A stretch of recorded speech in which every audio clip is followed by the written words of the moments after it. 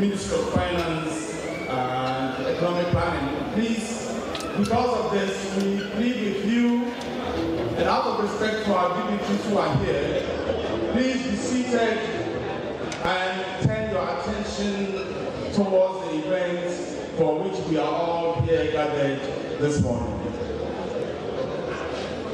Ladies and gentlemen, we find a lot of movement at the back and a lot of noise emanating from the back seats.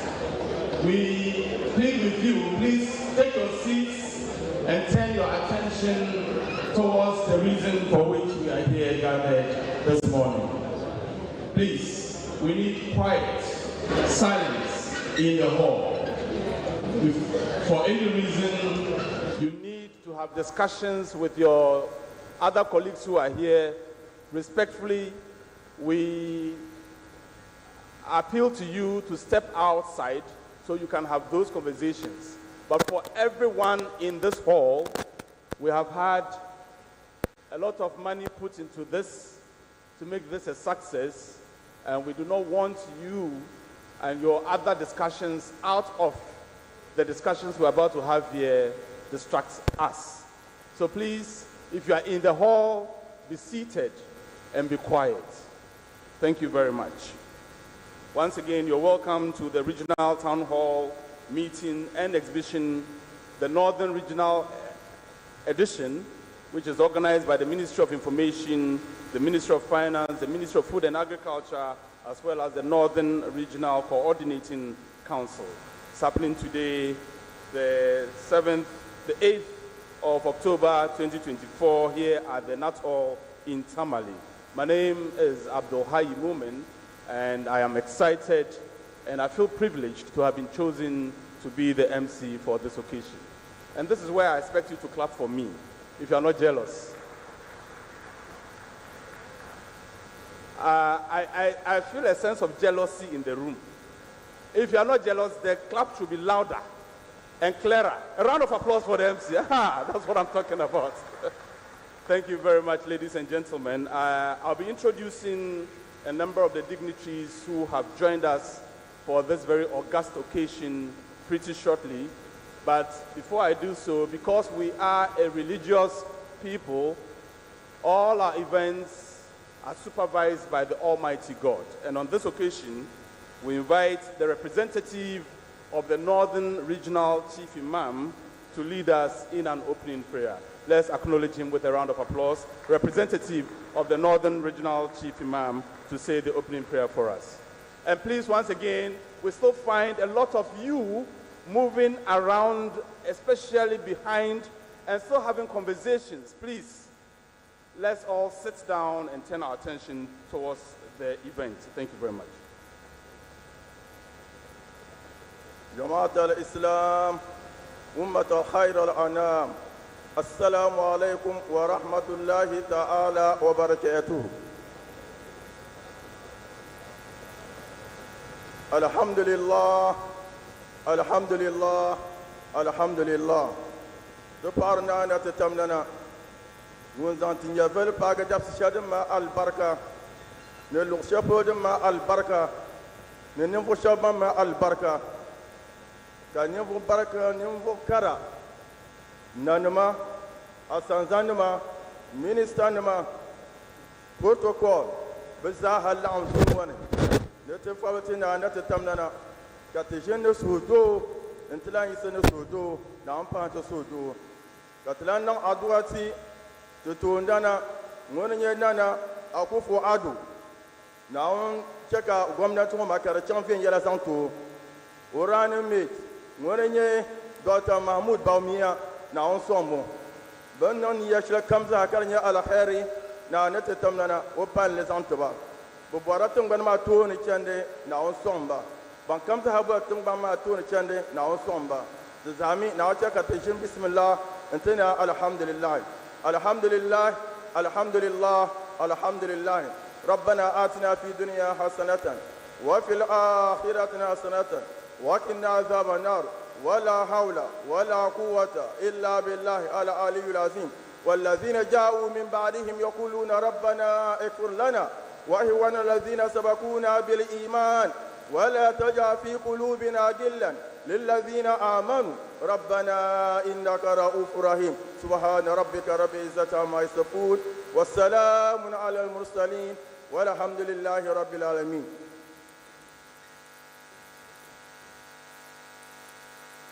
Thank you very much. Town Hall meeting. We are here to celebrate as well, and that means we must give him some appreciation with a round of applause. Thank you. Ladies and gentlemen, I'm about to introduce a lady to you, a lady who I believe that all the other young ladies in this room, irrespective of your political ideology and beliefs, she should be one of the ladies you should look up to because she represents what I believe to be representative of the term steady rights. This is a woman who doesn't just know how to communicate, but also knows how to work hard to achieve her goals and results. She, at some point, was a deputy communications director at the office of the president. Through hard work, she became a deputy minister for information. And through even harder work, today, this woman I'm about to introduce to you is our minister for information. But beyond that, she's not just a minister who was appointed by politicians and all of that. She worked hard and studied hard. And now, to put things in perspective, as I introduce this woman, usually in introductions like this, what MCs do is they go to Wikipedia or Google and type out every information about the person and read out to you. She attended this school at this age and completed at this age and went to work. No, that's not what I'm about to do here. I'm about to tell you about just one quality of the woman I'm about to introduce to you. She's an extremely intelligent woman who is extremely good at what she does, which is communication. Once upon a time, a gentleman came to me. He was my neighbor, and he was broke. And every time he was broke, he would come to me and ask me to lend him money. On this particular occasion, he thought he had asked me to lend him money so many times he hadn't paid back. So he devised a different plan, that he would come to me and sell something to me. So he came and said he was selling his cat. I said, but I don't need a cat. He said, you buy the cat. One day, if you're hungry, you can eat the cat. Then I said, unfortunately, I don't eat cats. Then he said, how about if you have rats in your house? The cat will chase away the rats. I said, I don't have rats in my house. He says, I beg you, you buy the cat, I'll bring you rats. He forced me to buy the cat. This is the woman who communicates in this kind of manner. She communicates to convince. With a round of applause, let's welcome the Honorable Fatima Abubakar, our very own Minister for Information. Photographers, as Minister comes up, make it look like she's begging to take a picture with me. Okay, thank you very much. Thank you. No, please stand here and pretend like you want to take a picture with me. Thank you so much.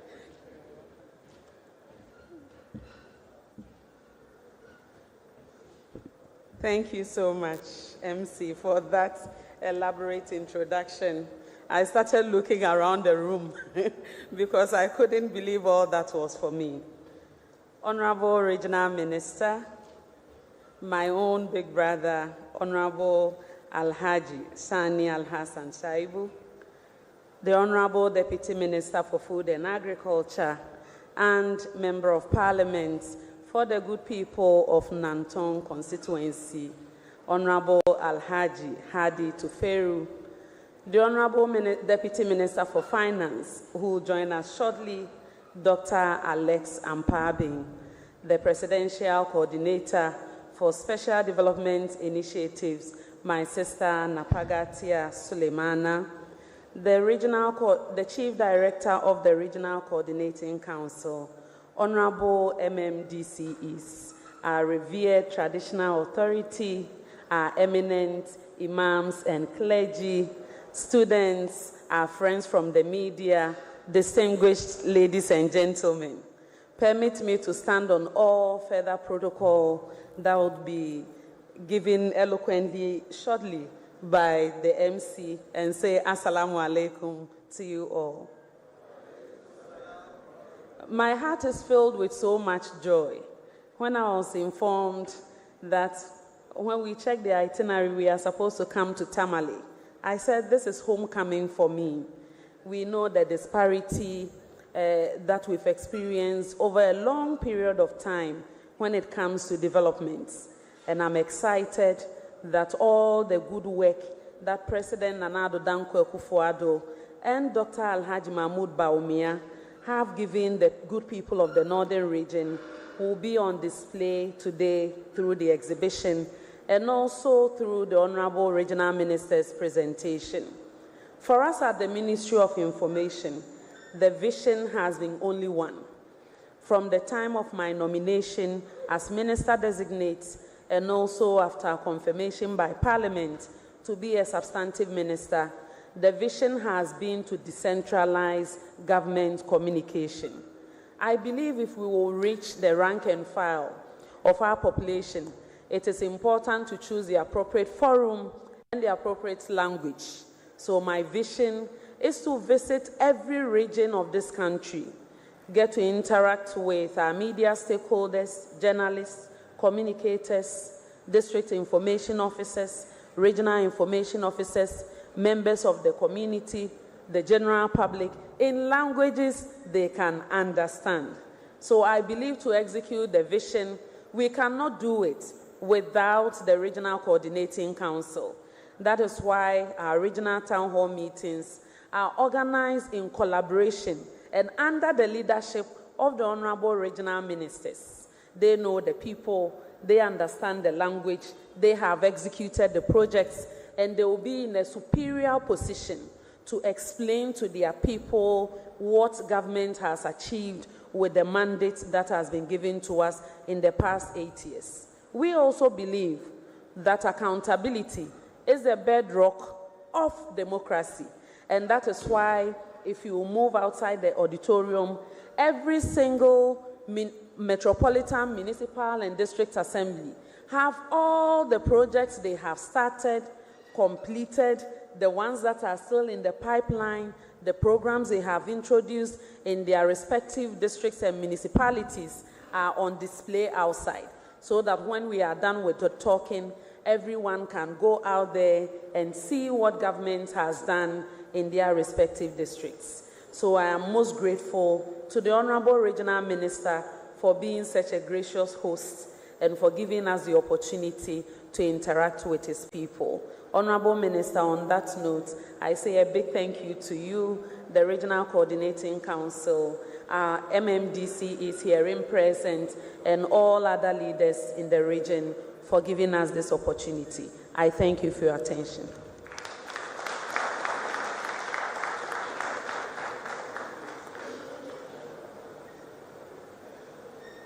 Thank you very much, Honorable Fatimata Abubakar, Minister for Information.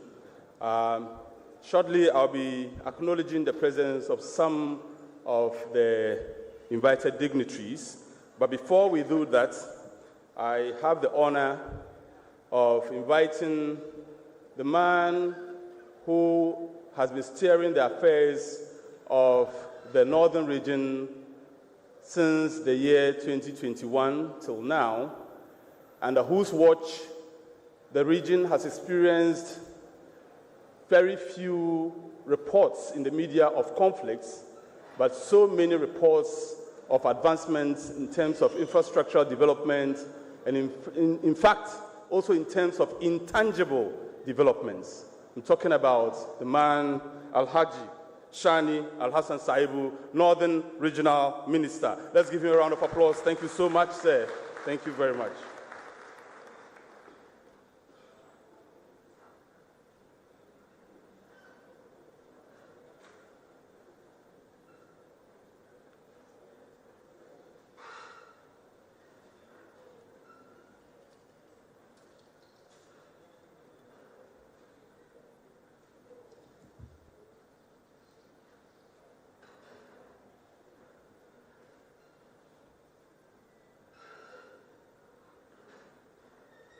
Desbazama.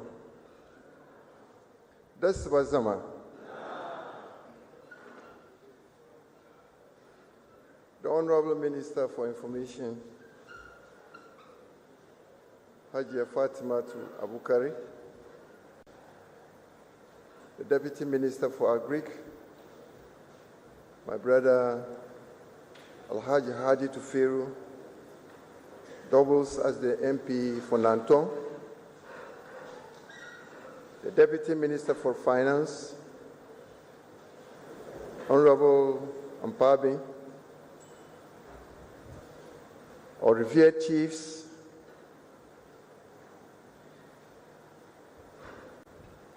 the coordinator for the Northern Development Authority and other sister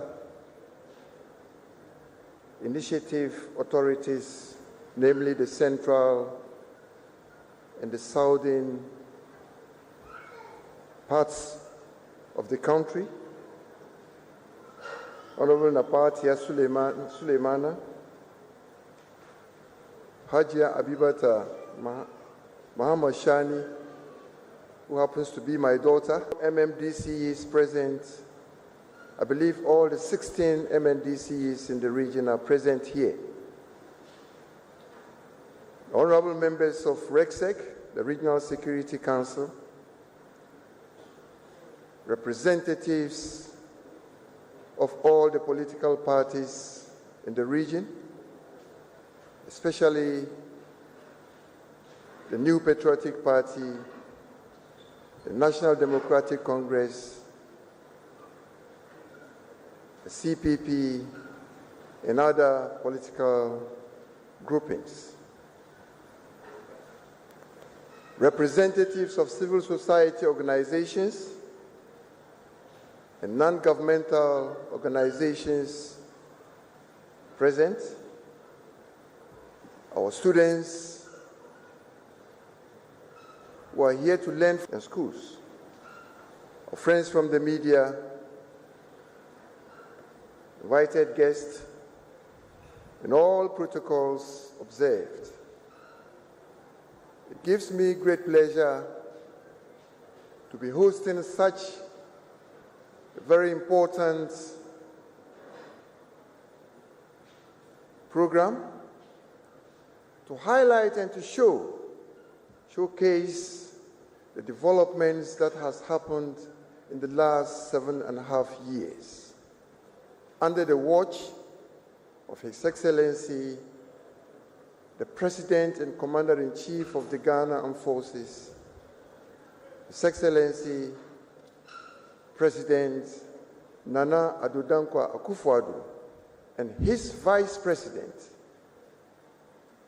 His Excellency Alhaji Dr. Mahmoud Bawumia, who happens to be the flag bearer of the New Patriotic Party. I am so delighted to be here.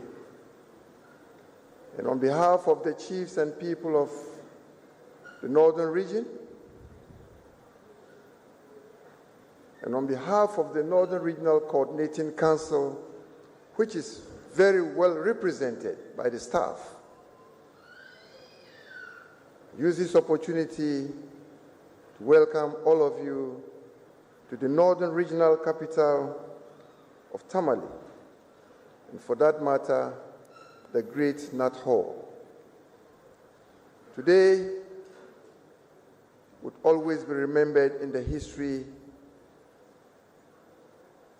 of this region for this great event. I remember in 2022, this program was held in Accra. And my sister here was our host. We thought that it was good to bring this program to the doorsteps of the people instead of taking everything to Accra.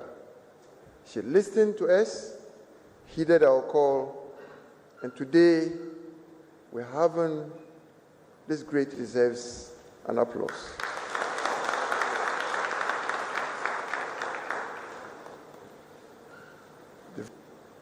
And I think that is the reason why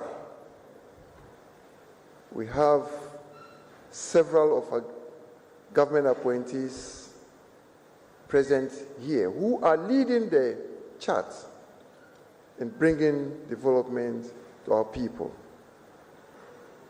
Honorable MMDCs, you are all welcome. Thank you for making time to be here.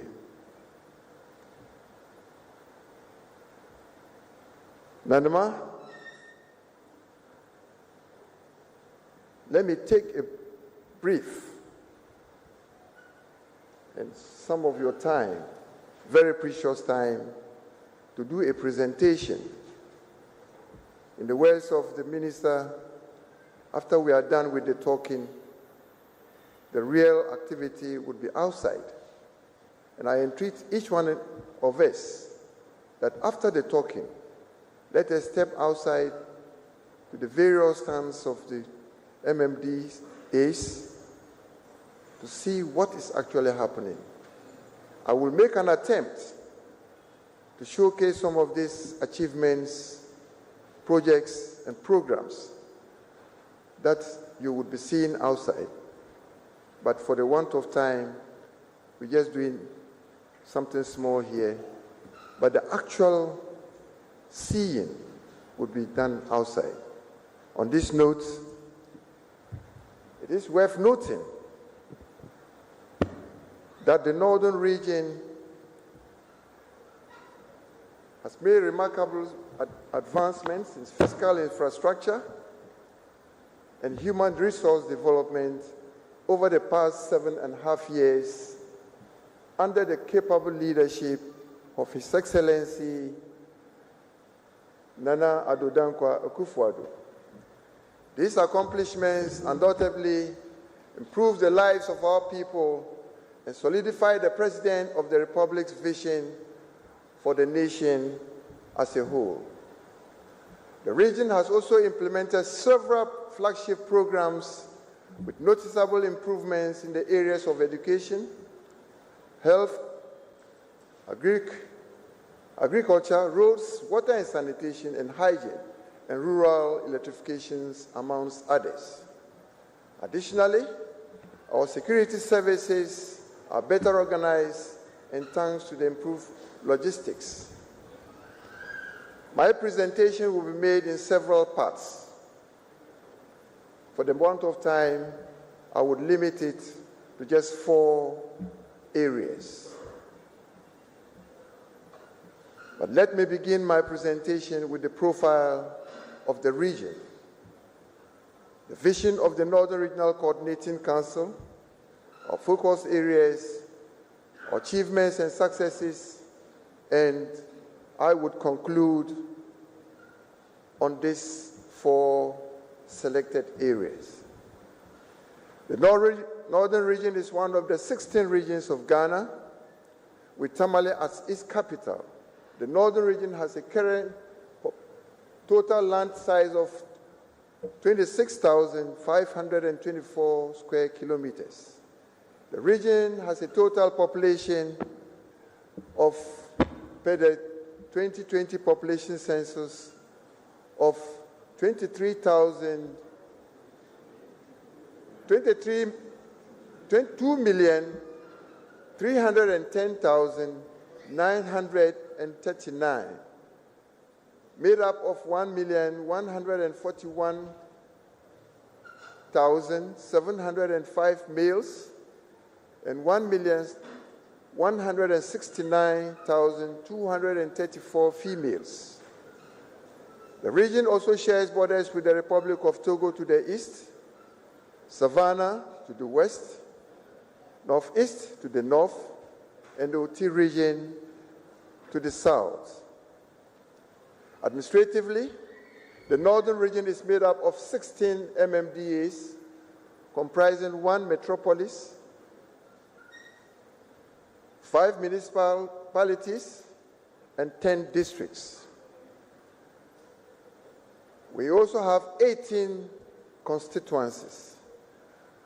Tourist attractions, tourist sites in the region include the Yendi Cemetery, where many of the Germans who died in battle with the Gombes in the 19th century were buried. This battle is known as the Battle of Adibo. We also have the grave of the famous notorious slave raider in Yendi, Babatu, for that matter. Yendi stands as a unique city, distinguished by the passage of the Greenwich Meridian through its heart, as one of the few human settlements close to the equator. It is a great tourist destination for travelers and geography enthusiasts. The region also has a Sakuli slave site located in the Savulugu municipality, which was one of the largest slave markets in the 17th century. It was once a commercial hub that linked the north to the south in the trade of slaves and kola nuts.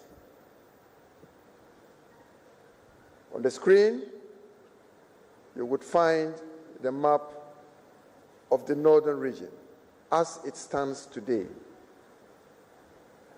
To provide quality, that is the mission statement of the Northern Regional Coordinating Council.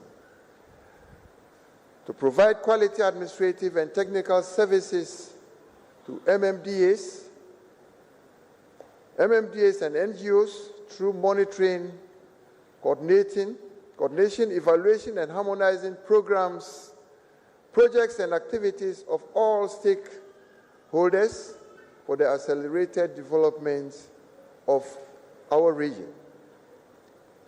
And our vision is simple: a peaceful, progressive, and developed northern region with high standards of living for its people in a conducive atmosphere where the dreams and aspirations of its inhabitants can be attained and maximized.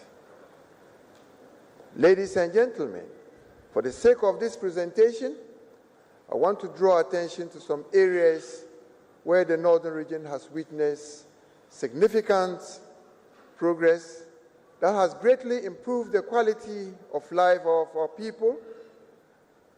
These are the areas: education, health, water and sanitation and hygiene, roads and transport, and good governance and security. For the purpose of this presentation, I would want to take them one after the other. The government of Ghana has implemented various policies enhancing the quality of education and promoting quality in the educational sector. Some of these efforts include the implementation of the free SHS policy, the provision of school infrastructure, the recruitment and training of teachers, and the implementation of technology-driven education. These have helped to improve the quality of teaching and learning in our schools. And I am happy to say, we'll take a look at the northern region and the figures that is clearly displayed on the screen. The northern region has a total of 4,219 schools across the following levels. Kindergarten, in the public schools, we have 1,283 kindergartens. We have 346 private schools, making it a total of 1,629 schools, kindergarten schools. Now, primary education, we have 1,458 public primary schools, 346 private schools, giving us a total of 1,804 primary schools. We have a total of 593 JHS public schools, 155 private JHS schools, giving us a total of 748 JHS schools. At the senior high and senior high technical schools level, we have 29 senior high technical schools and 9 private senior high technical schools, giving us a total of 38 at that level. Let us have a look at the enrollment in the region. The region also has a total enrollment of 79 students across these levels of education, as shown in the table below. Kindergarten, we have 60,379 for boys, 55,666 for girls. We have a total of 116,041. 49 for boys, 141,200 for girls, giving us a total of 299,149.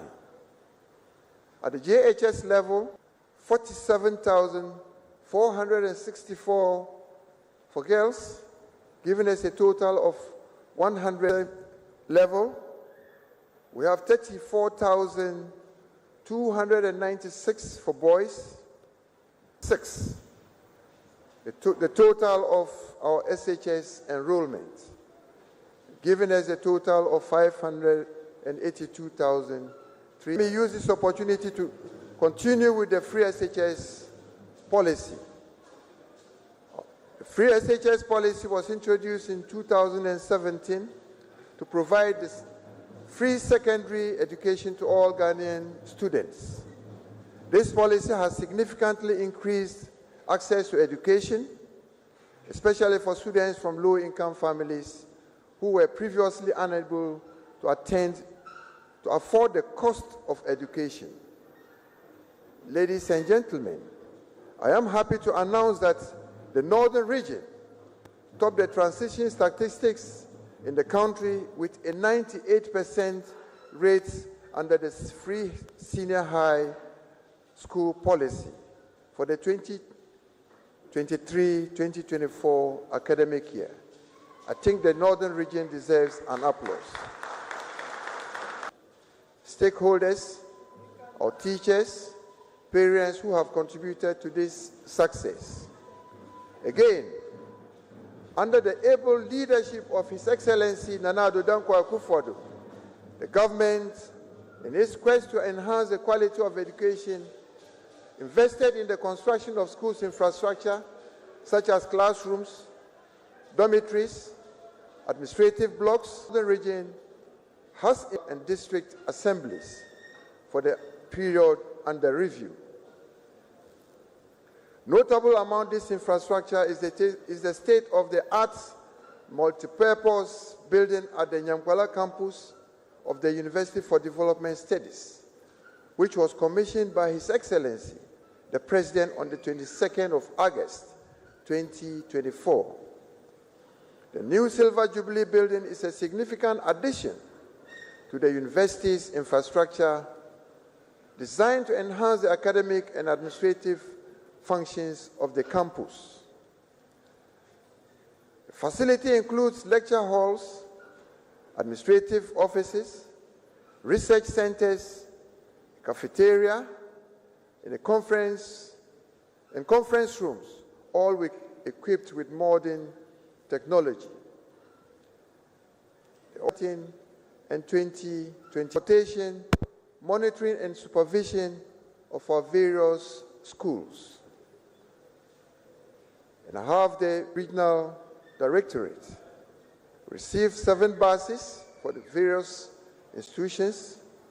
We received 23 pickups for various educational institutions and 133 motorcycles.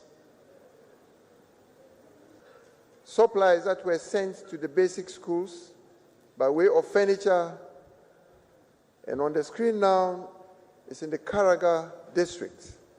These are dual decks that have been supplied.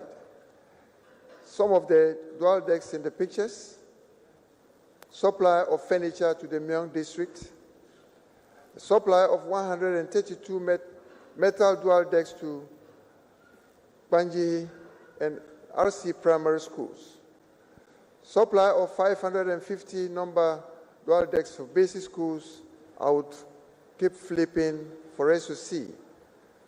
We will have more pictures out there, several schools infrastructure in the pictures. Our monitoring team have been doing have first-hand information on these infrastructural developments. These are real pictures, not fabrications.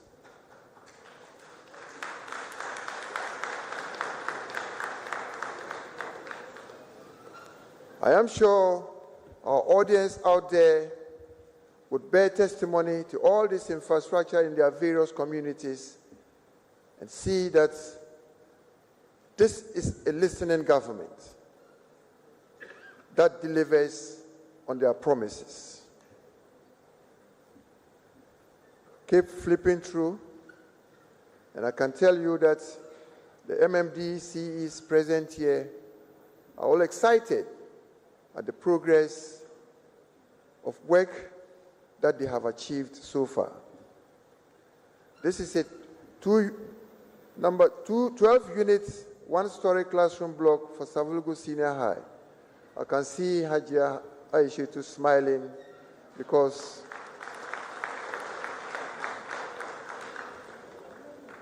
Ngodwa Kofi Annan Technical Institute.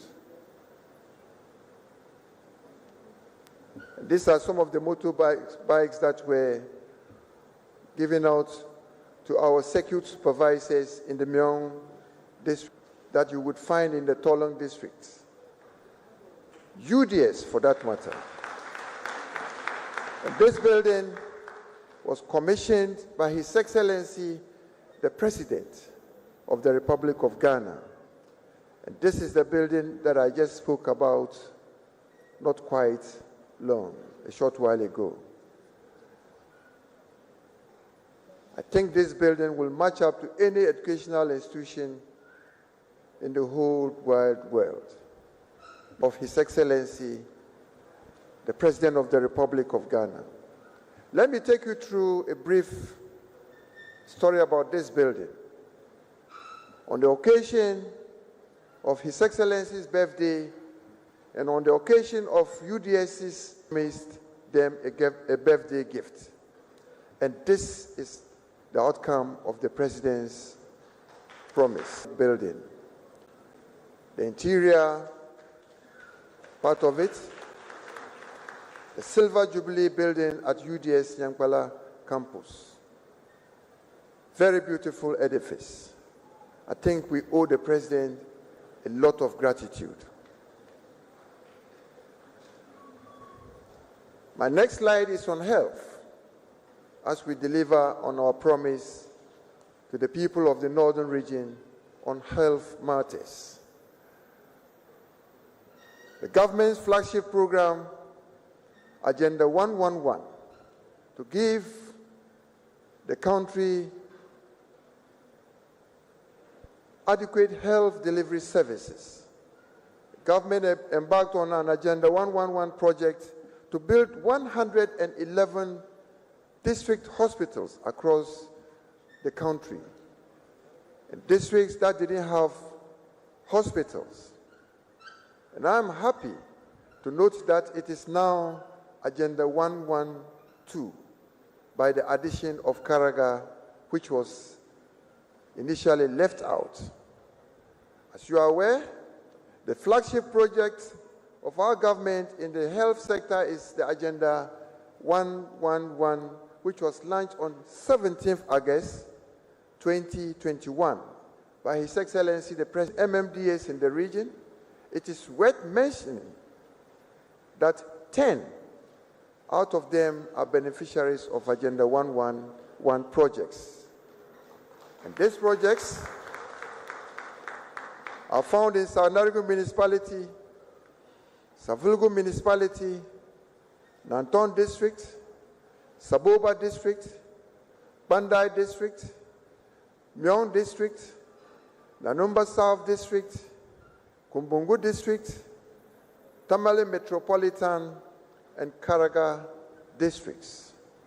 Northern region alone has 10 of these 112 projects. The government of Ghana has also started the construction of a psychiatric hospital in Tamale to improve access to psychiatric health services in the region. It is also worth mentioning that this psychiatric hospital is the only one in the entire 5 northern regions. The project includes the construction of a male and female wards, occupational therapy facility, medical waste disposal facility, security post, family hostel for patients, relatives, executive apartments, non-medical staff support services, and many other services to be provided by this hospital. MMDAs in the region also undertook a significant number of health-related initiatives, and thanks to the various financing sources. These projects include building of CHIPS compounds, clinics, health centers, administrative buildings for district health directories, medical facilities, maternity wards, housing for medical personnel, and logistics to medical facilities.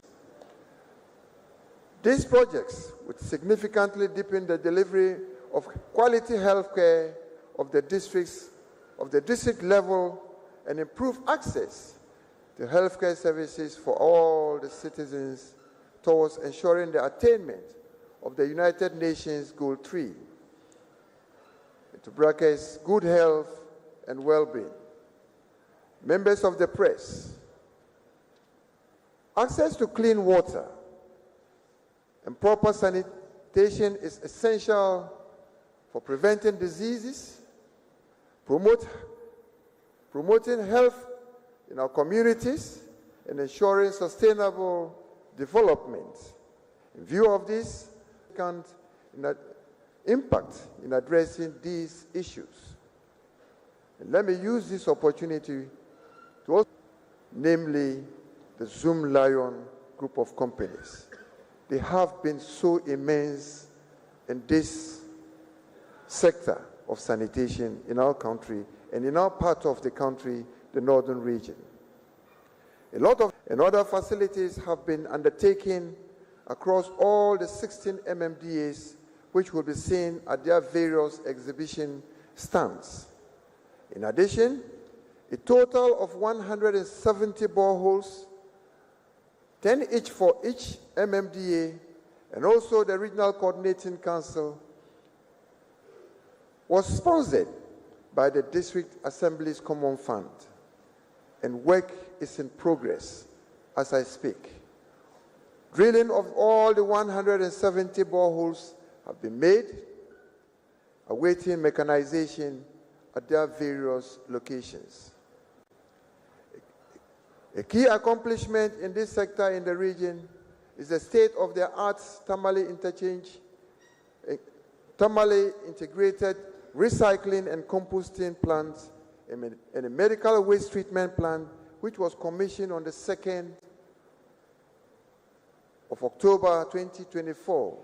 That was just last week by the Jospon group of companies. So you understand why I mentioned them specifically. And 1,200 tons on 2 shifts. This will bring significant environmental and economic benefits. This facility is also set to create about 2,000 jobs, providing the much-needed employment to the youth especially. And on our picture gallery, this is how the whole thing began. This is an Agenda 111 project site in Kandai, and at various stages of completion. Nanumba South, that is Wulesi, This is the site at Kombongu. Ongoing district assembly project site at Sang, that is Myong. The construction of the psychiatry hospital at Tugu, Yapala in the Tamale Metro. These are various sites. Completed OPD block at Willensi, Chagu. After this program, we will have a lot of pictures to see outside. This is Nanton, Tolong District Hospital. That is the Zabzugu and Gushegu Midwifery College. Zoda Boane Chief's compound. Chief, I'm happy to note that your community has been well captured. We have in our midst the chief of Zoo, who will be excited. I know he knows about this, but he'll be excited to see it captured in today's presentation. These are some of the furnishing items that have been put in our various health institutions. This is a recycling plant that I just spoke about a short while ago.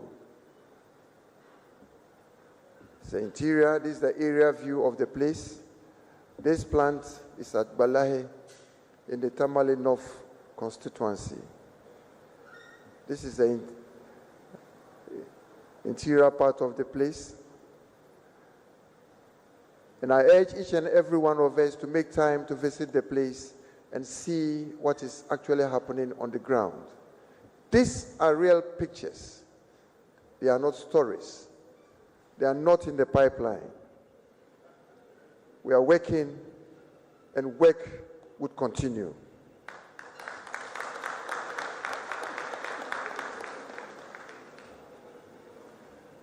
In the area of agriculture, the northern region with 1,125,499 farmers is an agrarian region with food crop production dominating all economic sectors. This sector is also the largest source of employment for the people of the northern region and is dominated by smallholder farmers. The regional agriculture department has been directly involved in the implementation of government flagship programs such as Planting for Food and Jobs, Rearing for Food and Jobs, and Planting for Export and Rural Development, commonly known as the PED program. And in agriculture, other programs and projects are Rural Productivity Improvement Project, SAPIP, and the Savannah Agricultural Value Chain Development Project. These are just but a few of the projects that the Ministry of Agric is embarking on. And I know the Deputy Minister for Agric is very happy to be seeing all this mentioned. The Planting for Food and Jobs, PFJ, is one of the flagship programs of this government and has generally seen an increase in the quantities of subsidized inputs, both improved seeds and fertilizers received and distributed to farmers since 2017. Last year also saw the launch of the PFJ2 farmer registrations. Farmer registered on GAP is 163,216. Registered 22 aggregators, and has also registered 104 agribusinesses in the northern region. The farmer listening to us to enroll on this. Availability of agricultural extension officers in the region who help and aid our farmers in their farming activities. The number of AEAs required: male 328, female 156. The total is 484. But we have the number of AEAs at post at 213 and 50 respectively, giving us a total of. My Deputy Minister, I hope you are taking note of this, and the necessary advice should be given to government for proper address. Government recognizes that improved agricultural extension and veterinary officers to help enhance food security. Under the PFJ 2, grant impulse distribution, that is fertilizers and seeds distribution for 2024. We have region is 101,984 bags. So far, the quantity received is 76,566. And the quantity distributed so far is 76,566, leaving us a balance of 25,418. I am happy to note that we have started receiving the balance as of 2 days ago. Urea, 50 kg, 14,000, in excess of 14,000, and have distributed in excess of 14,000, making it a balance, leaving us a balance of 34,869. Maize seeds that are required, 50,810 of the 10 kg bags, 15,017 received and distributed, leaving us a balance of 35,795. On the table, we have the commodity and the areas of cultivation by the various stakeholders and farmers in the region. Maize, we are expected to cultivate an area of 165,183 hectares, and it follows like that in the table. Climate change is taking a heavy toll on us, and there is the need for us to all be on our guard to protect our planet, because that is what we have. We do not have two planets, we have one planet, and we all have to be very responsible to make sure that our planet is protected. The table below would explain it all. The total area cultivated for maize was 165,183, and the farmers affected were 143,000 males and 46,000 females. So you see, if you take 154,000 from 165,000, you see that this crop season for maize is almost gone. And that is why we all have to be very responsible. And it follows like that on the table for rice, soybean, granules, yam, millet, sorghum, cowpea, cassava. And the total area that would have been cultivated would have been 683,000. And the total area affected is 460,000. So you see, we are left with just a little over 20,000 on our various farms. A total of 600 in the northern region. And my Deputy Minister, I hope you are seeing the figures. I know the figures might have been put on your table already, believe in. Consequently, 6 distribution centers. Following this, the Ministry of Food and Agriculture is set to provide food aid and farm inputs to our farmers, the affected farmers. Consequently, 6 distribution centers and warehouses have been identified for the distribution of food aid and inputs to dry spell affected farmers. They are Savulugu, Tamale, Gusau, Yendi, Bimbila, and in our pictures are some of the farms that have been captured for the purpose of this program.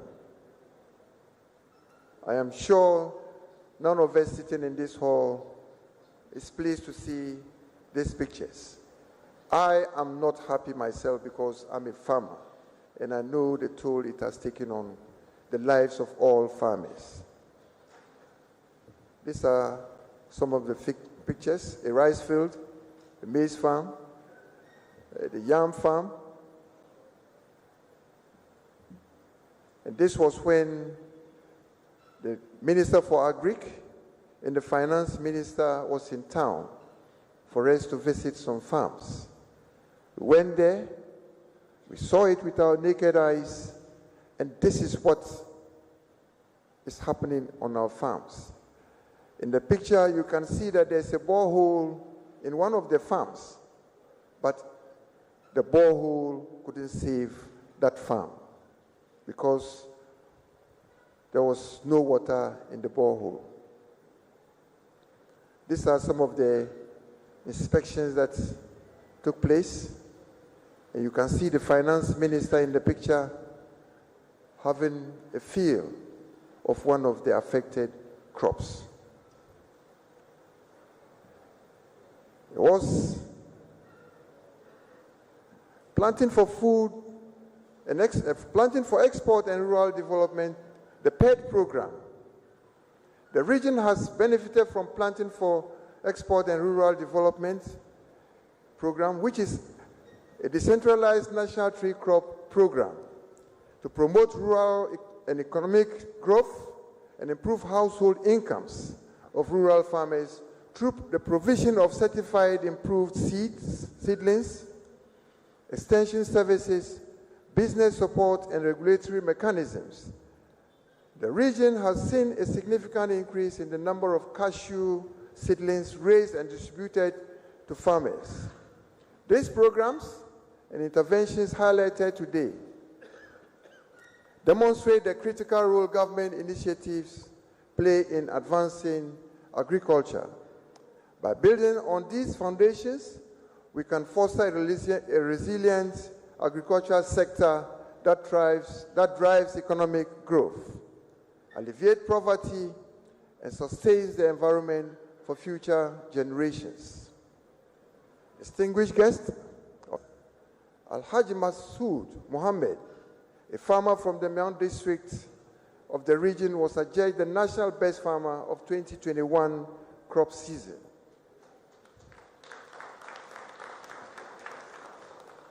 We have a picture gallery of the projects and programs in this region. These pictures were taken when the fertilizer beneficiaries of this program. This was found in the Nanumba North municipality.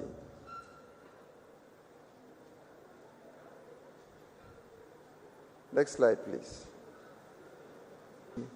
Is the poultry hasn't been left out.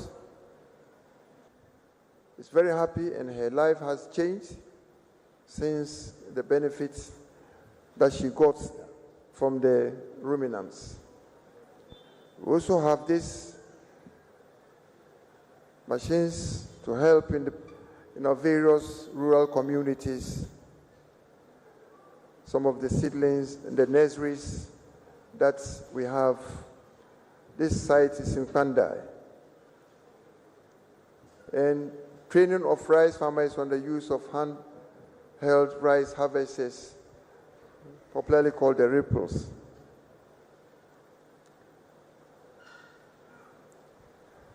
This is also some of the interventions government has made in the mechanization of our agricultural sector. We have these tractors, we have pumps, harvesters, threshers, and many more agricultural tools to aid our farming activities. These pictures that you are seeing are coming from the various MMDAs who have been beneficiaries of all these PED and PFJ programs. Fertilizers, this was found in the suburban seedlings of cashew to some of our cashew farmers. The next slide will take us through how we get to these farms and how we get to our various health institutions and our educational institutions. This sector, we have a picture gallery of the international. As you are aware, the Tamale International Airport Development Phase 2 project has been completed. Some of its features include 2 boarding gates, 4 self-check-in, service check-in kiosks, 8 check-in desks, airline offices, commercial and retail area, a multi-purpose terminal in a 5-kilometer road network, amongst others. And on the screen is the front stage view of the Tamale International Airport. This is the aerial view of the airport. These are true pictures. These are not fabrications.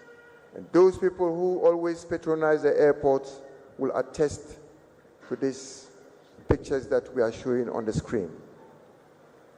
This is the inside that shows the check-in booths,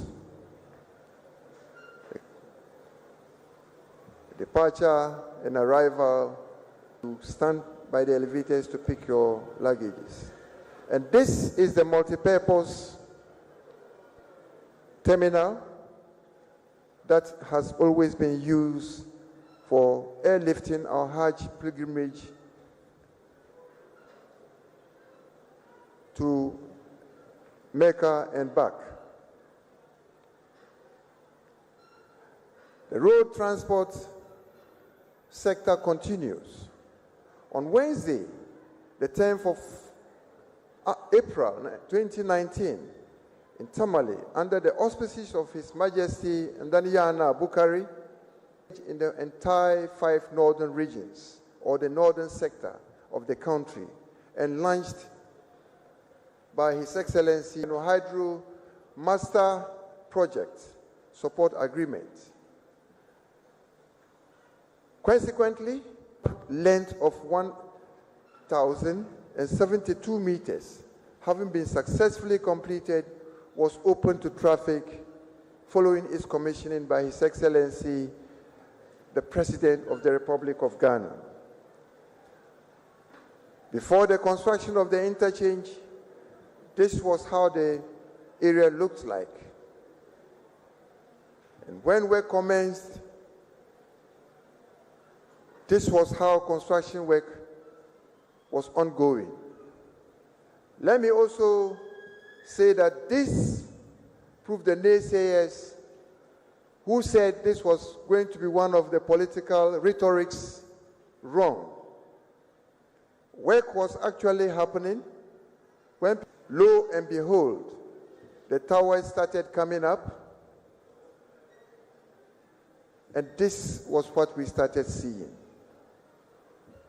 Work was still in progress. Gradually, we were getting there. This is massive. And after the project, the air view and landscape of the area. And if you were out of town for 2 years and you came back, you wouldn't know the way to your home. Those of us living in that corridor. And in the 9th, this is how the place looks like. Isn't it? The President's center of and on the day of the commissioning, you see the man himself doing the cutting of the sword, cutting of the tape, with his able Vice President with him, and took a ride on the interchange.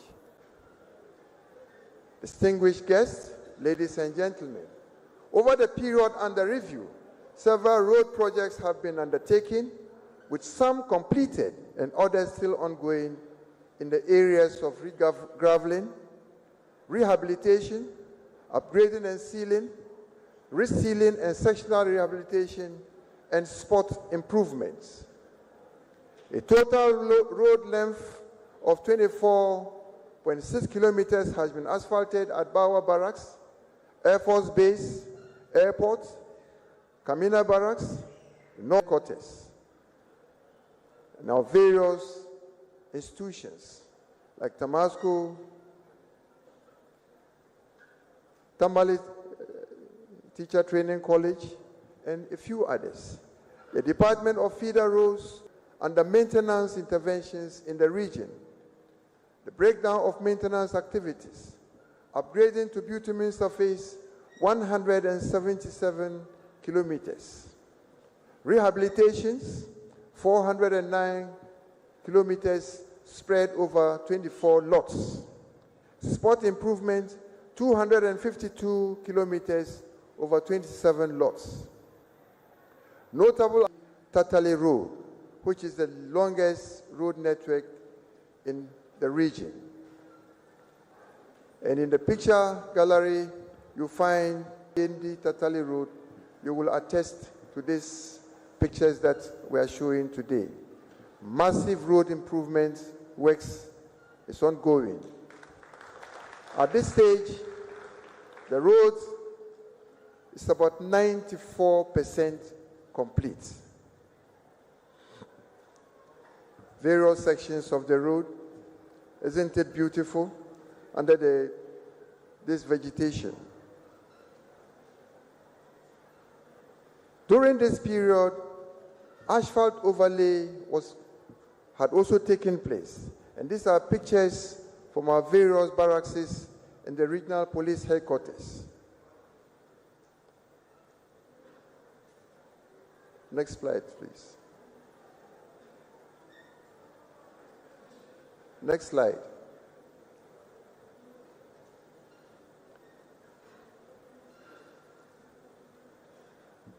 So these are overall works on streets of Tamale. Let me also bring to your notice that before this alphatic overlay that took place in Tamale, apart from the road, the Trans-ECOWAS highway that passes through Tamale from Kintampo, the northern region had never experienced asphalt roads in the region. And I am happy to note that under this government, the northern region, and for that matter, Tamale and Yendi, are beneficiaries of 110 kilometers of asphalt overlay that you can find in Tamale and some parts of Yendi. This government has really kept faith with the people of the northern region. Sealing works on Nyankwala campuses of UDS. Spot improvements of town roads in Saboba.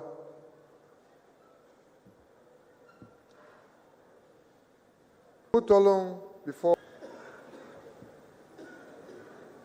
Then came the game changer, the District Road Improvement Program, popularly called DRIP. NANEMA, our development partners, following His Excellency the President's commitment to improve and expand the country's road network, particularly in remote areas, the District Road Improvement Program was launched. The program is aimed at enhancing Ghana's road network by decentralizing food across the country. The northern region is a beneficiary of 131 equipment comprising wheel loaders, water tankers, backhoes, tipper trucks, rollers, motor graders, concrete mixers, bulldozers, and low beds. The launch of the drip in the region featured the distribution of this equipment to all the 16 MMDAs in the region. No MMDA has been left out. This initiative offers an opportunity to build a brighter future by creating employment and improving the lives of our people.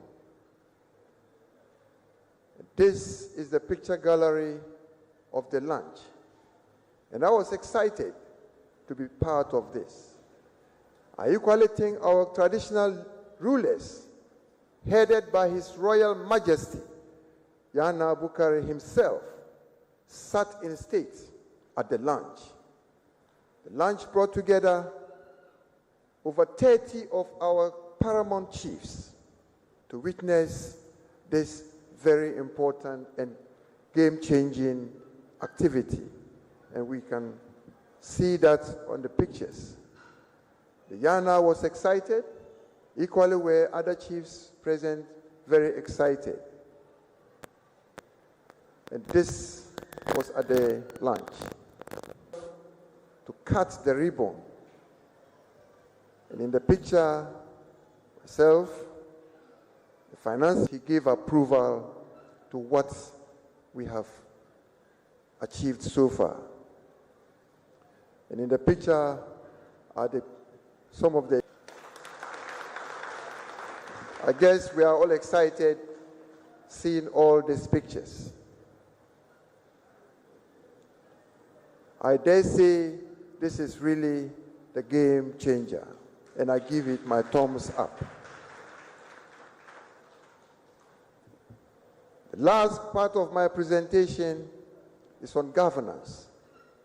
Infrastructure is essential for the smooth functioning of government departments and agencies, as it plays a crucial role in ensuring that they deliver services to citizens effectively.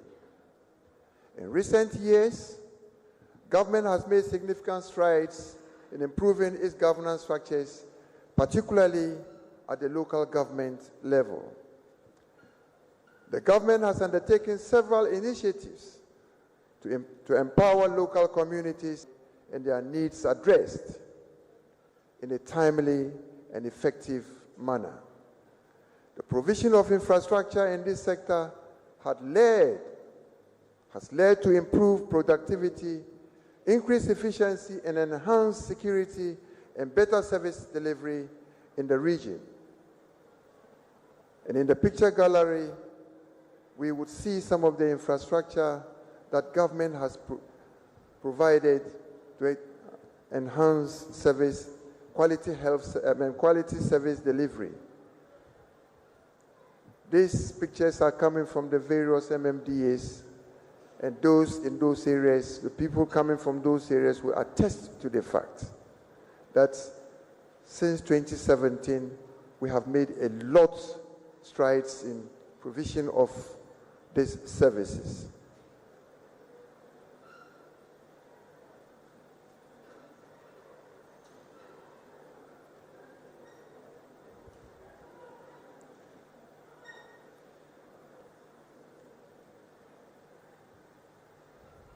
Most of this credit must go to our MMDAs for their contribution in the provision of this infrastructure. I think they deserve a better clap than what we've done. This is a refurbishment of the Savlugul Assembly Conference Hall. Isn't it beautiful?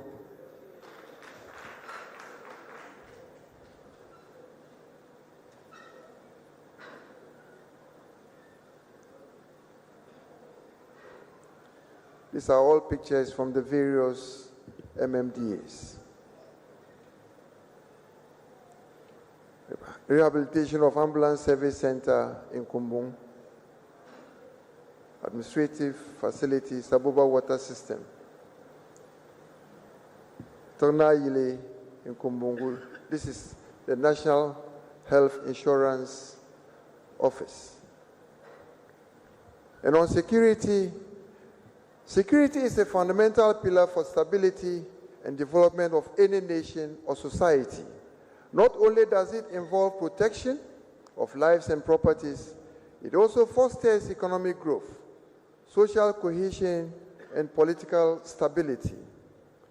Recognizing its importance, the government, led by His Excellency Nana Addo Dankwa Akufo-Addo, has made significant efforts to enhance peace and security by strengthening law enforcement agencies, implementing advanced technology, and improving the living standards of security persons or personnel geared towards ensuring smooth conduct of their operations. During the period under review, the government has undertaken a number of development projects in a bid to improve the living standards of security personnel. Some of these projects include residential accommodation units, office complexes, training school facilities, and other logistics. We find them on the picture gallery. Look at what was happening in Kamina before and after.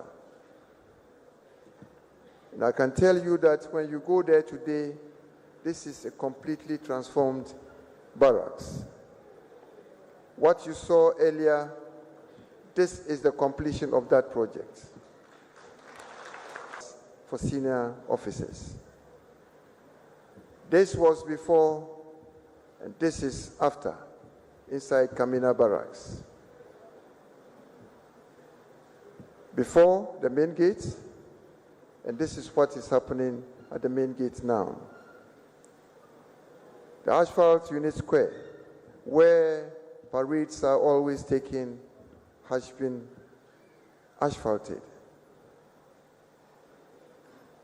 Installation of street lights is ongoing. Several thousands of street lights have been received by all the MMDAs in the region, and installation has been done in most of these areas that these street lights are designed to lit up in the night. Suffice it to say, I know we still need to do a lot, and we urge the general public to bear with us as work is in progress. This is the police 4-bedroom apartment that has been constructed in Zabzugu for the district commander. Police quarters is at Yendi, rehabilitated. Construction of regional police commanders bungalow, that has been. And there has been a supply of water cannon vehicles that would help us in our crowd control activities. These are motorbikes that were supplied to the Ghana Police Service, and the FPU are the beneficiary unit of the police service is the beneficiary of this, and it has helped us in the night patrols, in the patrolling of our various roads in our towns and villages. The Ghana National Fire Service was not left out. They have also seen significant improvement at their various offices and barracks across the region.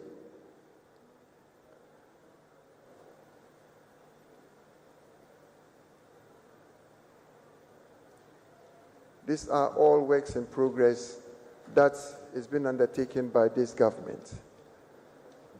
An ultra-modern emergency communication center has been established and furnished at the Tamale Regional Headquarters to serve the five regions of the North, Oti, Bono East regions as well.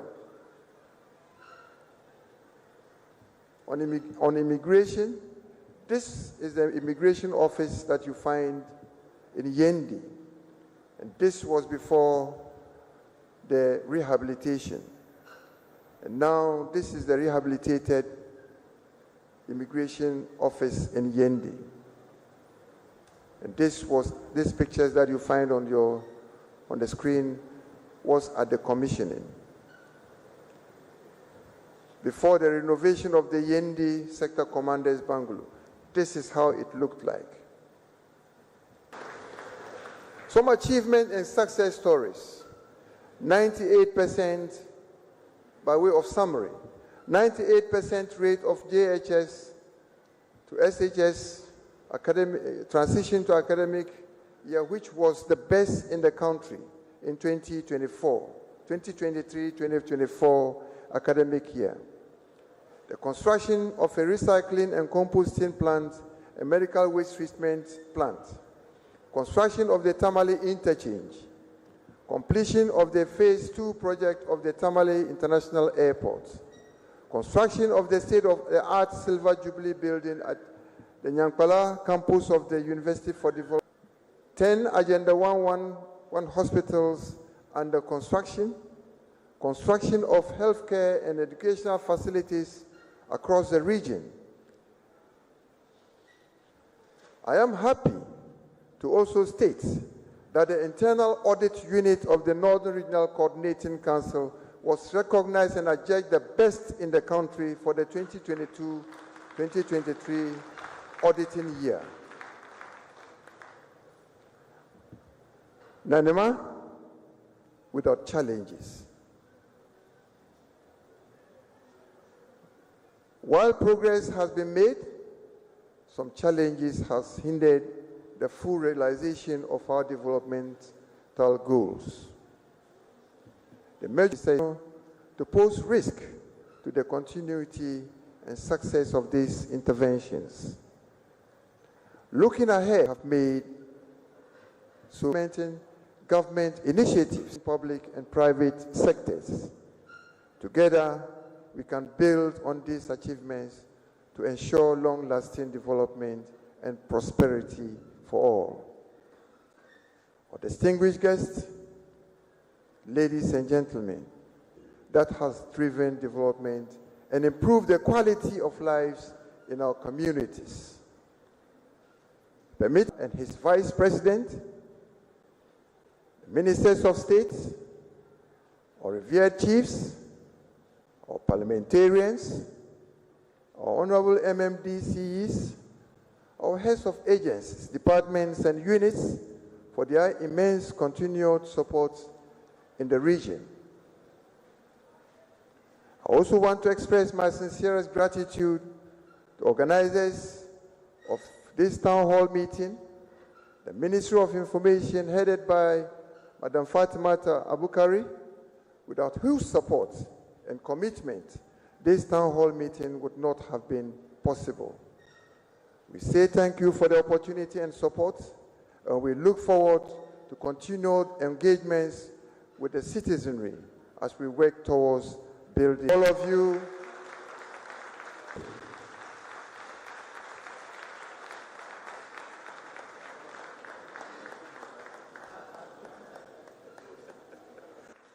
Wow. Thank you so much.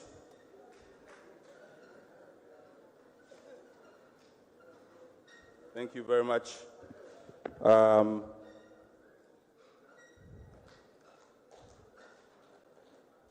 Please, you may be seated. Thank you.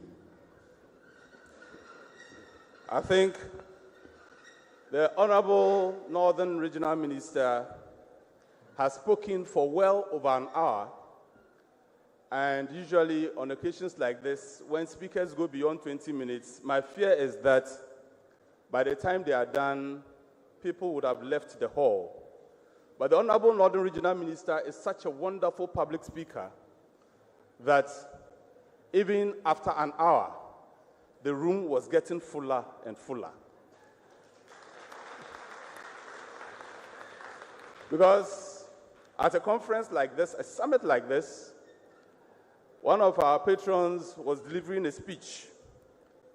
And by the time he was done delivering, in conclusion, there was only one person seated where the audience was supposed to sit. But he took his time and read the entire speech, after which he walked to the one person and said, "Sir, I beg you, tell me the truth." The next speaker. The Honorable Regional Minister deserves another round of applause, ladies and gentlemen.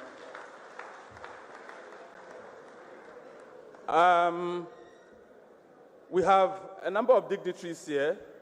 Honorable Alhaji Shanis Al-Hassan Shaibu. We earlier listened to the Honorable Minister for Information, Honorable Fatimatu Abubakar. We also have with us here the Honorable Deputy Minister for Finance, Honorable Dr. Alex Ampabin. Sir, please just give us a wave. We have the Acting Director of the ISD, Dr. Winifred Nafisa Mahama, here with us. Where's Doc? I saw her earlier. Oh, she's right there. Let's give her a round of applause. We have the Acting Chief Director of the Northern Regional Coordinating Council, Mr. Sumaila Ewuntoma Abudu, right here with us. Let's give him a round of applause. We have the Honorable Napagatia Sulemana, who is the National Coordinator, Special Development Initiatives, right here with us. Let's give her a round of applause here with us. Let's acknowledge her. We have the Honorable Deputy Minister in charge of Agriculture, Honorable Tuferu. Honorable is also the MP for Nanton. Let's give him a round of applause as well, ladies and gentlemen. We've also been joined by the clergy, key among them. The Northern Regional Chief Imam has sent a representative who gave us the opening prayer. Please just give us another wave. Thank you very much. We have the leader of Al-Hubayt mission here in the Northern region, who is also the chief of the Zongo community here in Tamale. Shehu Dalhu Abdul Mumin is here with us. Shehu, thank you so very much.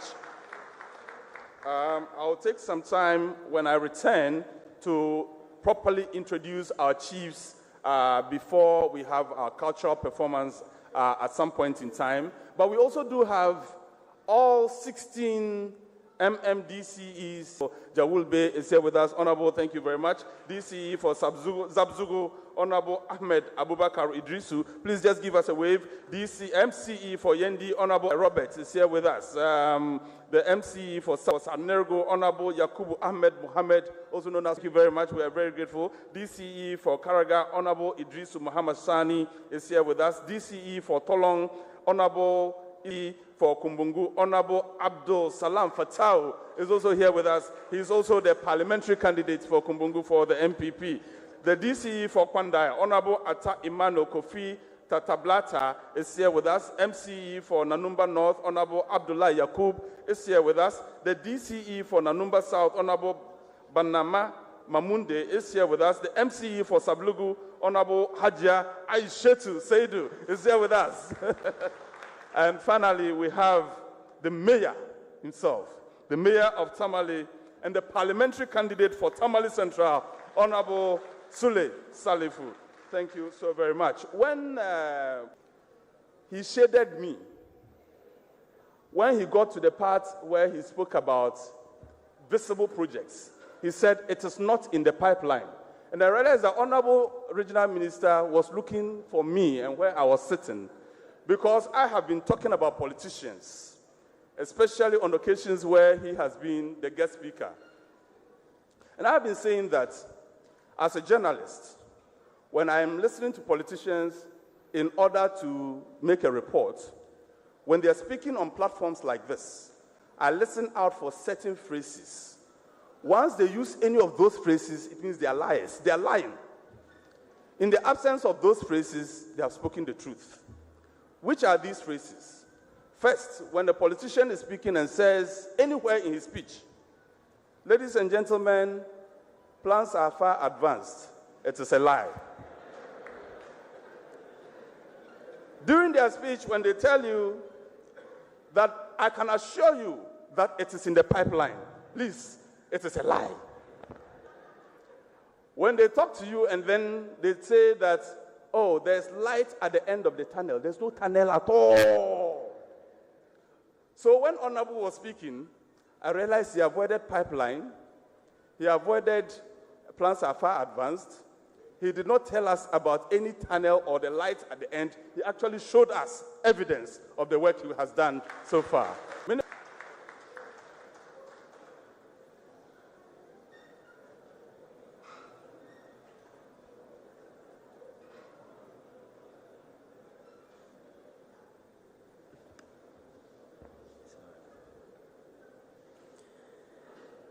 Good afternoon, the Honorable Regional Minister, Honorable Minister for Information, the Honorable Deputy Minister for Agric, the CEO for MASLOC, the Honorable MMDCs, our distinguished chiefs, the rest, I stand on all protocols. A very good afternoon from my boss, the Minister for Finance, Dr. Mohammed Amin Anta.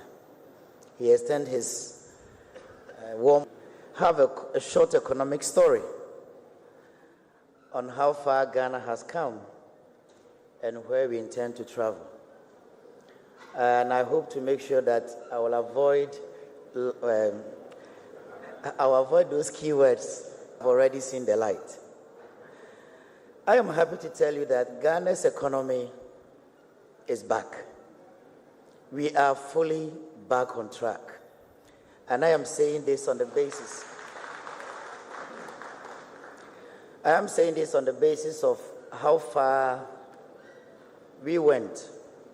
And as you all recall, during the COVID time, Ghana went through a very difficult terrain, at which point our GDP, the inflation, the exchange rate, and all the economic indicators tumbled. And literally, the country was on the verge of sinking. And sometimes people make assertions that we make so much excuses with COVID and Russia and Ukraine. But permit me to say that in 2015, when there was no COVID, Ghana's economy grew by 3.1%. In 2016, when there was no COVID, the country grew by 3.4%. When MPP took over in 2017, our first year in office, by December 2017, the economy had moved from 3.4% to 8.1%. We continued this beautiful journey and recorded a 6.8% in 2018, a 6.5% in 2019, before the COVID hit.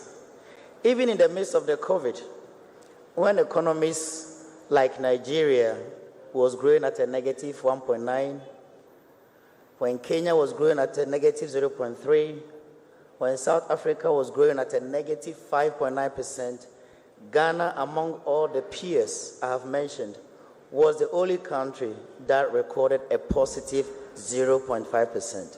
That is a country that had a rock.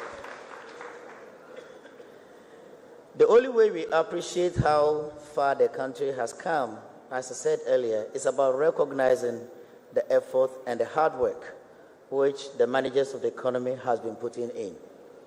And even post-COVID, we rebounded with a 5.1 growth until the Russia-Ukraine. And again, we know that corridor controls a third of the global supply chain and therefore has a direct impact when things do go wrong. But as I said, I'm happy to say we are back because no country in the history of the IMF fiscal consolidation in the magnitude like we did has witnessed a growth of more than 1%. No country. But Ghana, in our first year review, in 2023 December, recorded a 2.9%. We followed that up with the first quarter of this year, which is the first 3 months of this year. Released by the Ghana Statistical Service has shown that the economy of Ghana grew by 6.9%. So, is it not to say we have rebounded? That is 3 successive quarters of positive growth. And the good news is that it's the industry that controls our growth, which indicates that the sector that is doing well, the one district, one factory is gradually picking up, and surely the unemployment rate is going to go down as the industry sector picks up. This is what we have to support. And some of the businesses that left the country are now coming back. Those that left as far back as 2013 have now indicated that they want to come back to the country because they have seen light. Not a light behind the tunnel, but they have seen and have felt the light right here in Ghana. And my message to those companies and to all investors who are willing to come to Ghana is simple. We are ready for you. We have the right fiscal infrastructure for you. We have the right electricity, a stable one, of course, for you. We have the right digitized economy for you. We have a stable economic indicators for you. And we have a very solid financial system for you. So come here. Ghana has one of the best human capital with a lot of graduates in engineering, in economics, and what have you. And the country is all but ready to receive all investors and companies who wants to come to the country. Now, I cannot talk about have done so well. It's about staying on course and in line. The finance minister, who happens to be my boss, has indicated that under no circumstance are we going to have any budget slippages. We are going to stay in the budget. We are going to stay and live within our means. We are very good at overspending. But so far, 2 months to election, our budget is still firmly on track by a 2.9%. That is a government that is ready to recover. That is a government that is looking at maintaining it with the excuse of an election. Whether election, no election, we are staying on course and we will never overspend or go over the budget. That is number one. Other things we are doing is also about increasing revenue. And here, when you talk of increasing revenue, our experience in Ghana has been introducing new taxes. This government is not going by that direction. We believe that with a strong system reforms, administrative reforms, this country can harness the opportunity of additional revenue potential. And in this direction, we are embarking on tax reforms, administrative reforms that will ensure that we increase our revenue without introducing a single tax into the tax system. This is possible. In addition to that, as a country, we believe, as I said, staying on track, but crucially, we need to support the SME. Ghana, businesses in Ghana which are registered, 92% of them are SMEs. And all manufacturing jobs, SMEs contribute 85%. SMEs make up 75% of our GDP. So we cannot say we are growing without taking deliberate efforts to enhancing the production capacities of the medium and small-scale enterprises. And on this basis, government has been very deliberate.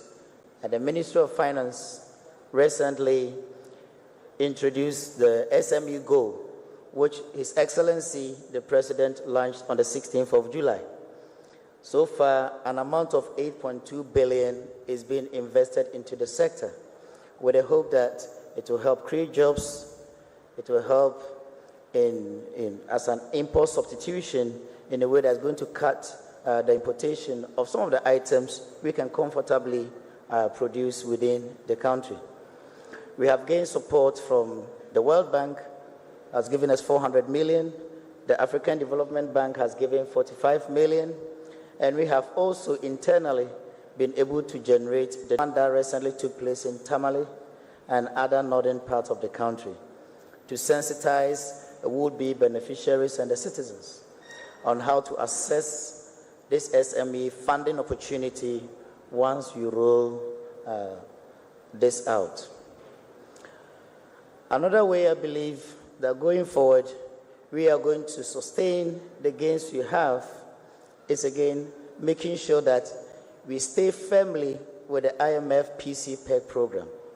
All the beautiful gains are as a result of we staying on track on the IMF PC-PEG program, and we are going to do just that. I can't also talk or come to Tamale on this very important day without talking about the dry spells. The Honorable Minister was really, really detailed. And I thank you, Honorable, for taking your time to making us appreciate the very challenge that the northern sector went through. The affected regions contribute approximately 60% of our grain supplies in the country. And therefore, government, through the Ministry of Finance, has to be purposeful. We have to be proactive. A listening government cannot sit and Vice President engage the sector ministers, luckily including my sister, the Honorable Minister for Information, when the issue started. And these two ministries, together with the Minister of Information, came together and decided on working out what should be government's best response. And the best response was to task the Ministry of Agric, which I believe my colleague Deputy Minister will go into the details, so I will leave that for him. You know, the ministry came out with an 8.2 million Ghana cedi budget. So the Ministry of Finance had to do a budget realignment, reallocating certain lines in order to accommodate for the contingency that faced us.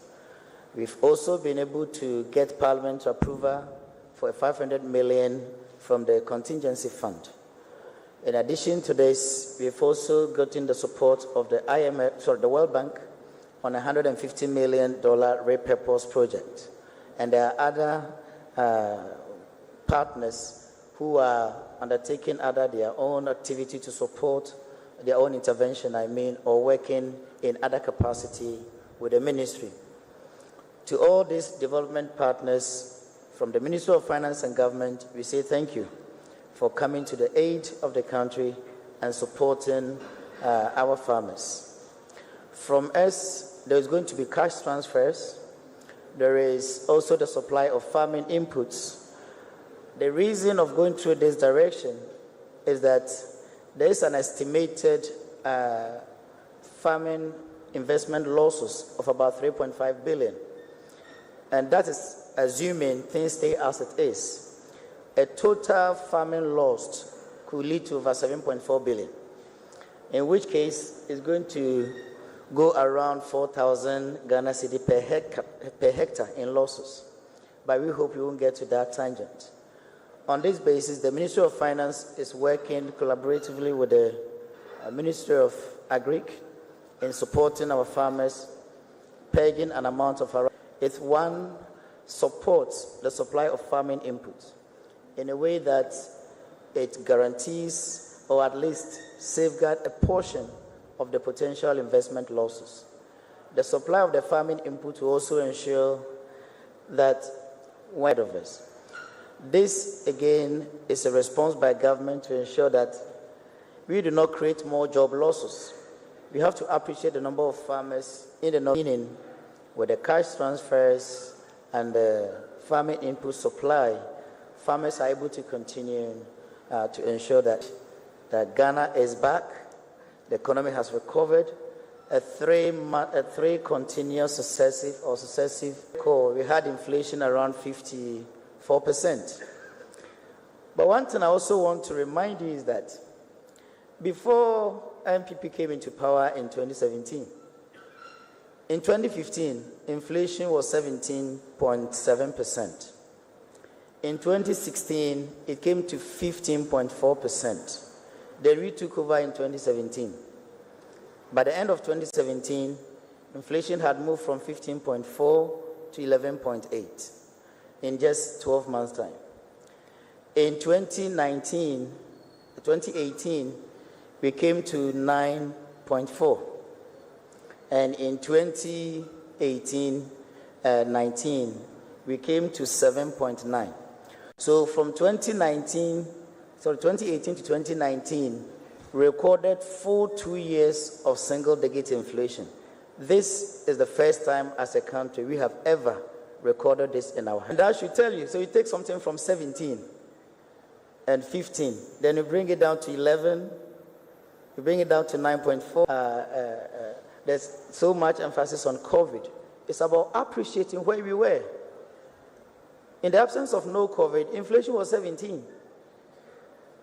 Then, when we took over, we moved it from 17 to 7.9. That was a record. And to have that 2 years in a row of single digit, and all of a sudden, moving back to 4.1% in 2022, and as I'm talking to you, is just over 20%.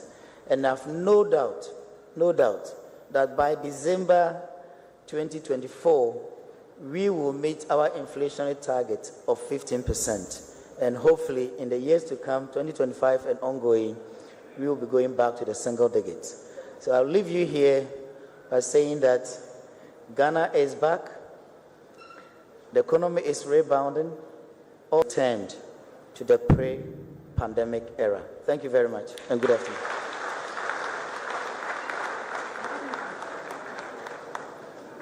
Everything was delivered extra.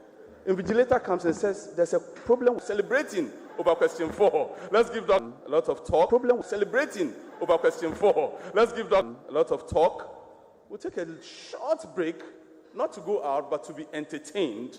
And those who will entertain us are the Yamgarina Cultural Troupe. Yamgarina Cultural Troupe, if you're ready, please give us just 5 minutes of entertainment. Thank you.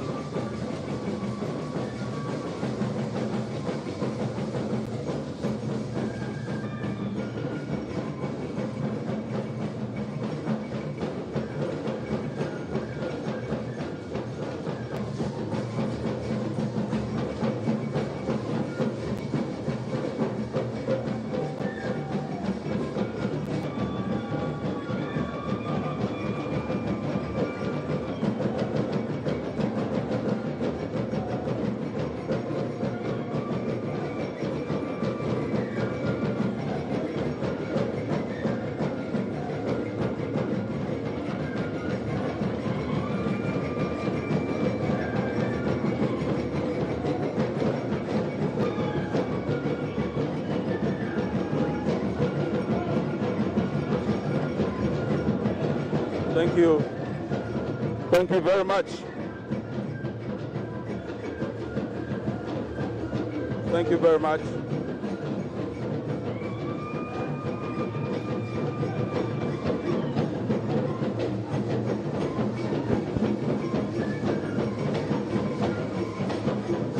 Hello, thank you very much. Thank you very much.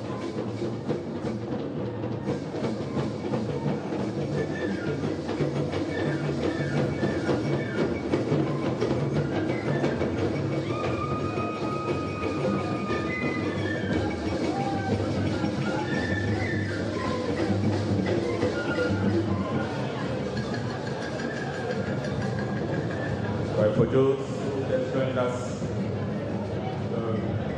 many thanks for joining us here at the Nat Hall in Tamale for the regional town hall meeting and exhibition organized by the Ministry of Information, the Ministry of Finance, the Ministry of Food and Agriculture, as well as the Northern Regional Coordinating Council. This promises to be very informative, but also very educational as we are about witnessing all that has been going on in respect of development here in the northern region. Ladies and gentlemen, this event is live on a number of TV and radio stations, as well as on live streaming channels. GTV, Joy News, ABC News Ghana, Asasi Radio, Happy FM, North TV, ZA TV, Sangane TV and FM, ZA TV and ZA FM as well, Radio Justice, Radio Savannah, the Ministry of Information's Facebook page, and the Ministry of Finance's Facebook page. It is also being covered live on Wuntumi Radio Tamale, right here in Tamale. I think all these radio and TV channels deserve a round of applause in appreciation for all that they are doing for us today. Ladies and gentlemen, we are getting to one of the highlights of today's event, when the Honorable Regional issues related to agriculture. Also because for the organization of this town hall meeting, I hereby have the honor of inviting the Honorable Deputy Minister in charge of Food and Agriculture, who is also MP for Nantong, Honorable Alhaj Hadi Tuferu, to give us a presentation. Thank you very much.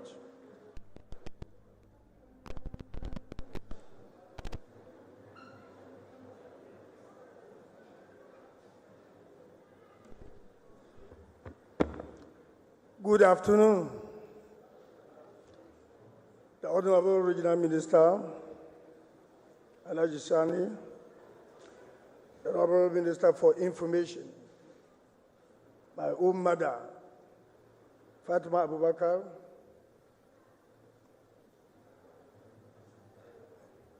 our revered chiefs, the clergy,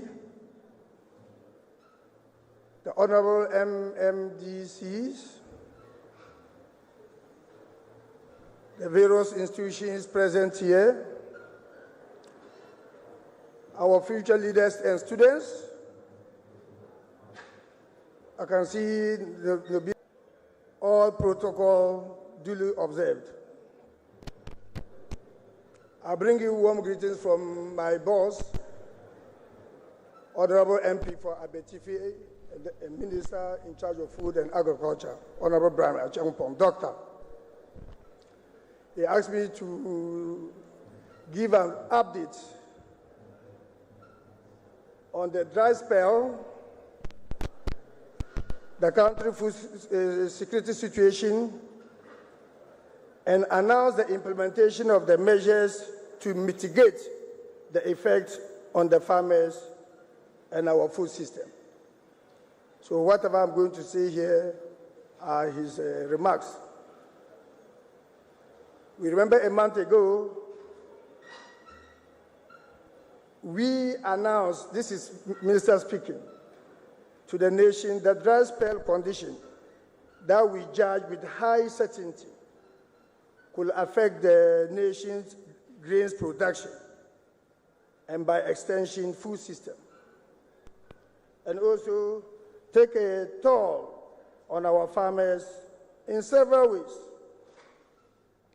The dry spell lasted more than 10 months from June to mid-August, which is usually the planting season for the savannah zone and the northern belt of the transition zone.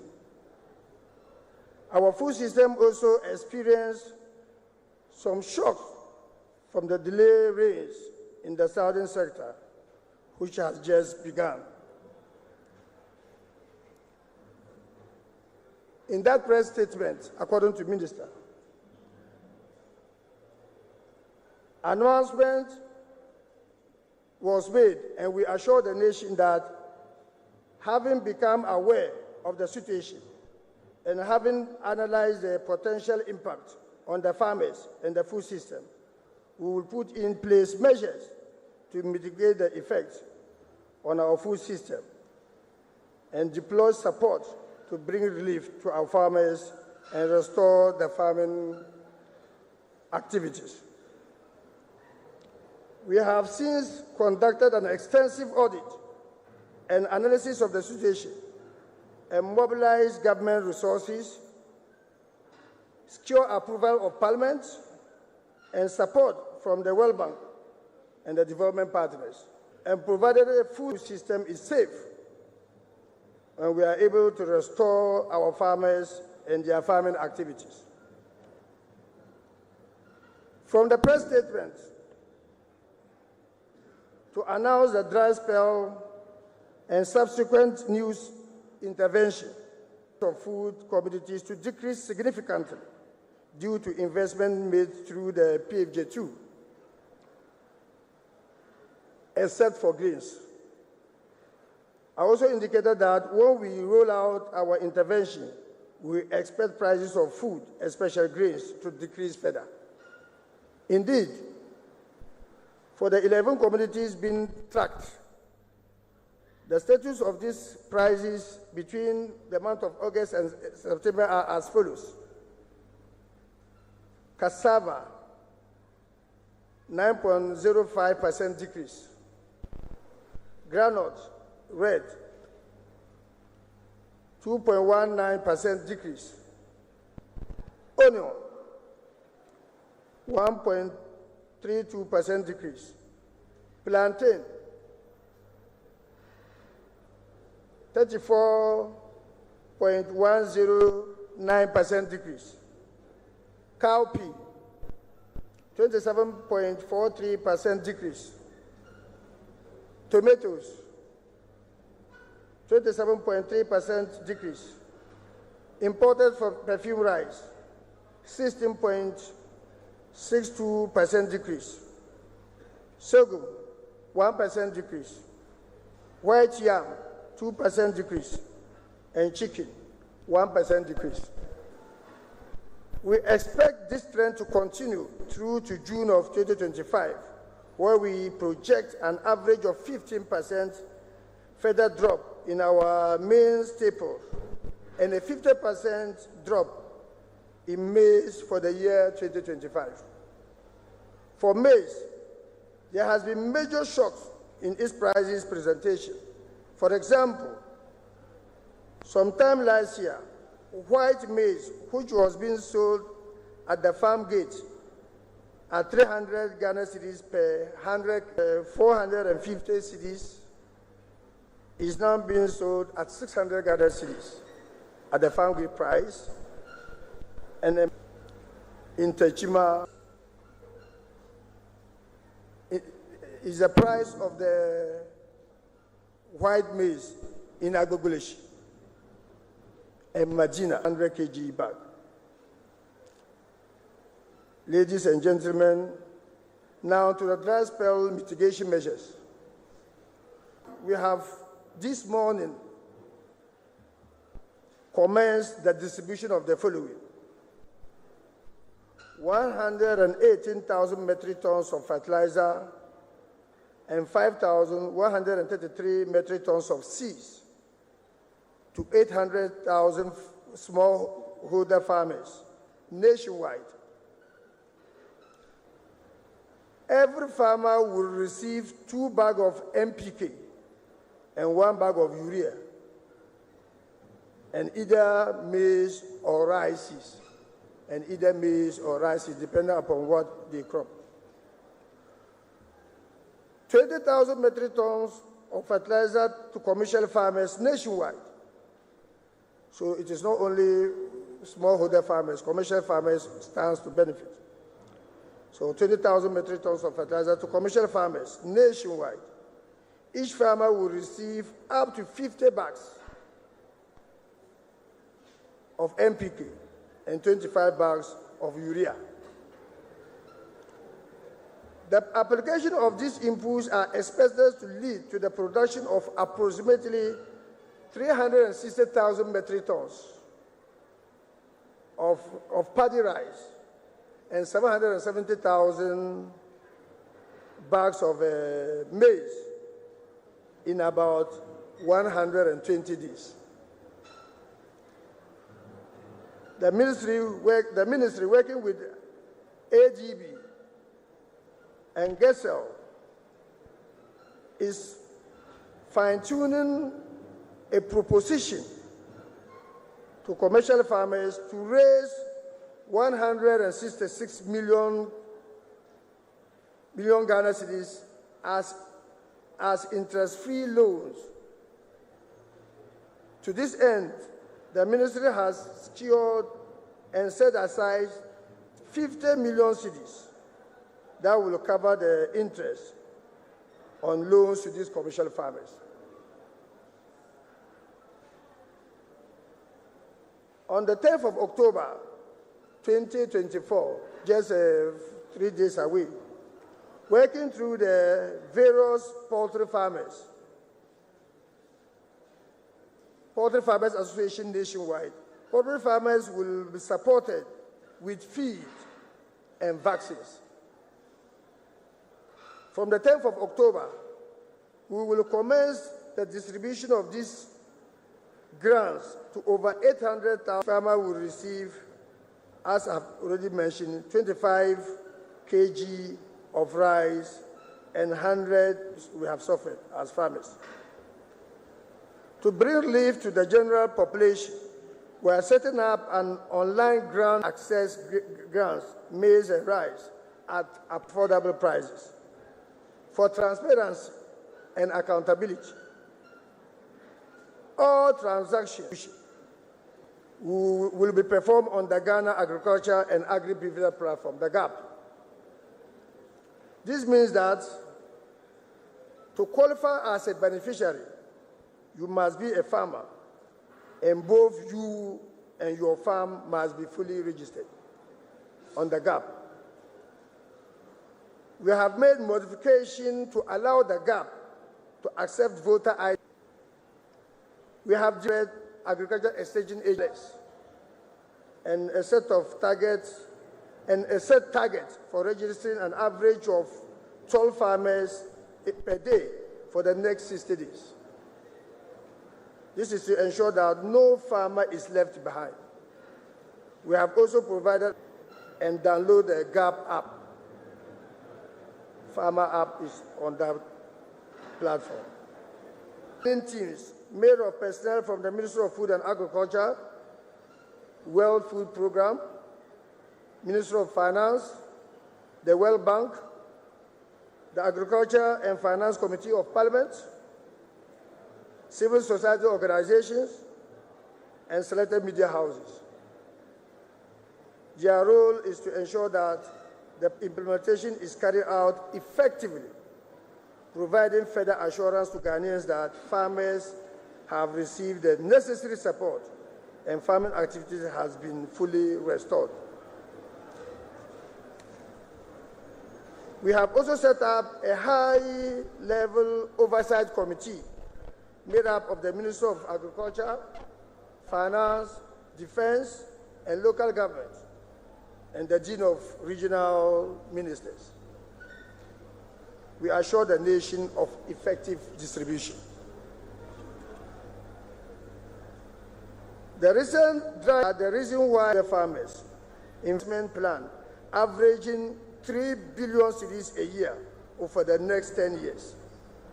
Additionally, metric tons per year over the next 16 years to enhance food system and resilience. Finally, as this may be the major announcement on the back of the early one that Minister has made a week or so ago, we want to use this platform and opportunity to thank His Excellency the President, Nana Addo Dankwa Akufo-Addo, the Minister for Finance, for standing by the team he put together to ensure that we mobilize the needed resources. I also extend my gratitude to the World Bank Country Director and other development partners, Ministry of Food and Agriculture. Additionally, I appreciate the media for a fair reportage. On this note, I want to thank everybody for listening attention, and I thank you for your time. Thank you very much. Onko zan la chongo kapui seloza ha ikpambu shabambe chongo bandate nanemo nabun kusa shalkana natete wumti town hall meeting mo Minister yelne zan chongo zan labalti seloza zan chang now da taho dahamana Tuku Kashabko Kaunanama Kawandanda, Sandanda, Benshakam Tunku Quarungana, so comes Arajin and took now when Damasakati, Quarka Yund now no titi. So now that Tahmo Otaho Damana, Kawandandama, Chirikaman Chirani. Sorry, Bakwe Debani Kasama Zani Kablankana. Kate bindira ma juwahala mangumo da kola Regional Director of Agriculture Hawa ka commissioner private company in Ghana in charge of they are experts in food systems. Banda Yuli Katama report concerning the minister. Kamin Sanzelma Tinya bin Sharambala. So women finance minister. Da kanan ta fa Minister of Agriculture kwamba mamman barakana antishirin yale so nda kullabe drabe jisa haka bra puti team together bin yannan sham zo pukwarba dan bo adama shago nyala pukwara kanya wahla shade biyar puni amma amfani mi gbara kullan biyar puni la so ka president da bolla are finance minister ana di isma deputy finance minister ma representing o boss mori yalle Lardin ici Ghana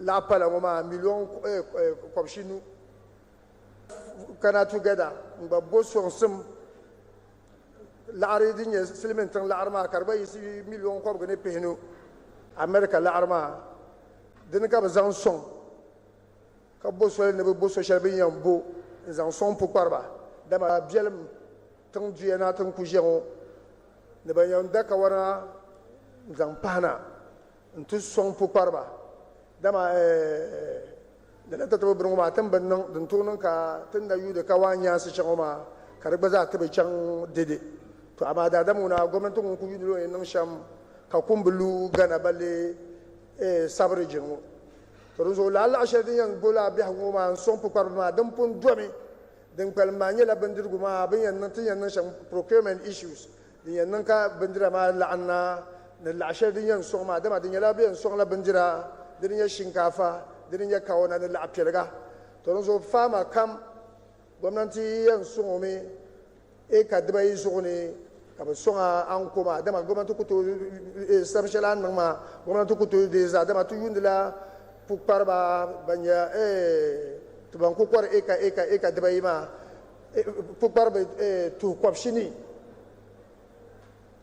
pukparba tu kwapshini ma ni vo kam biyan saboto eka dabai an kana tu yuli pukparba yan dila eka 1,600,000 la ko ma la ta to bitani de to nan komo de ban ize ka yello ku kana ka gwamnati ma halika na ta pa pa shamu ko che office ka kana ta circan in ta shirnya tolon fulon ka trazan o can ko che puni ka ta ba ka bu ka ba ne ka wannan ba yo shamma ko yene je to bi azam ba ko no yen nan shal kam mbo son sam zanti pukparba ka na on che ka te pukparba to din yela son smoma so pukpar kam yen dela shinkafa ka de kawana ka gwamnati na nan bo 10 million Ghana cedis balon 1000 Ghana cedis 10 million balatin bo ndle sham dagban longona zan son pukwarka so an zan banjir guma kawan kwalan sai ma shiga kwalan sai ma na ce zan 4000 ma yes so kai to abilin bala ka gwamnati yan committee la ta tabaru ni 500 million Ghana cedis an kuma multiply la an ya karin yala karar ma to zo la ta tabo bin ngoma ka gwamnati Borno chaka duniya za ban ngoma mi nguna pukparam be pukpara de mi de dole party ti yir muna da tan da tiyan nan sham tu ku kum ka dagban ni gana ni ada sabon rijin shabe zan pa dagban ma zo ma ka na wanci akum bulu domin kum da to lu dagban to gana zakare to la ta tabo son sam kariyam bo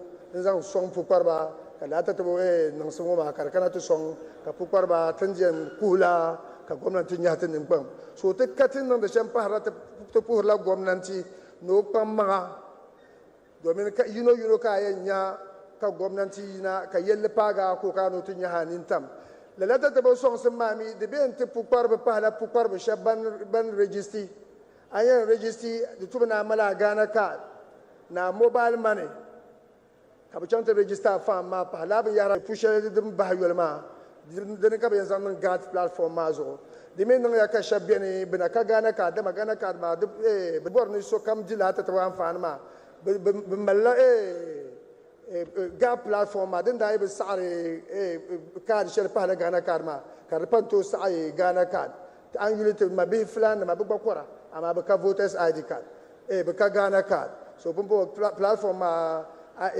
bangda ma nang semshara ben yan nang ka amal voter card ba anto register donc ko nang ka pukar kamu ko kalata tabo bihagu ma kana to ko gaza nya la amfani kuma zamji yan zan la chon ka ki so ma ka ta panuti his excellency the president ready kula bandira ma pa abuna ka to gula dan pana la armo dun ko dome anya ka pukpar kam no song sam ne shari ka na on cha arpago to zo na on pa hanna na zo song ka pa gwamnati o haske ne don kwen nan ka sa shar kam gwamnati so gun yan zo za ati selo balle pukpar ba na on ku ka nya on kuli beto ne to zo tazana to ka pa. Thank you very much.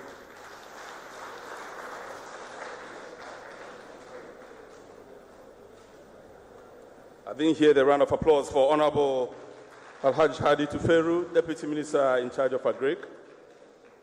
Thank you very much. And Honorable, just to remind you, I'm sure I've told you this story before, and Honorable Regional Minister had to do with one village, one dam, if you recall. It was a major, huge debate here in Ghana ahead of elections.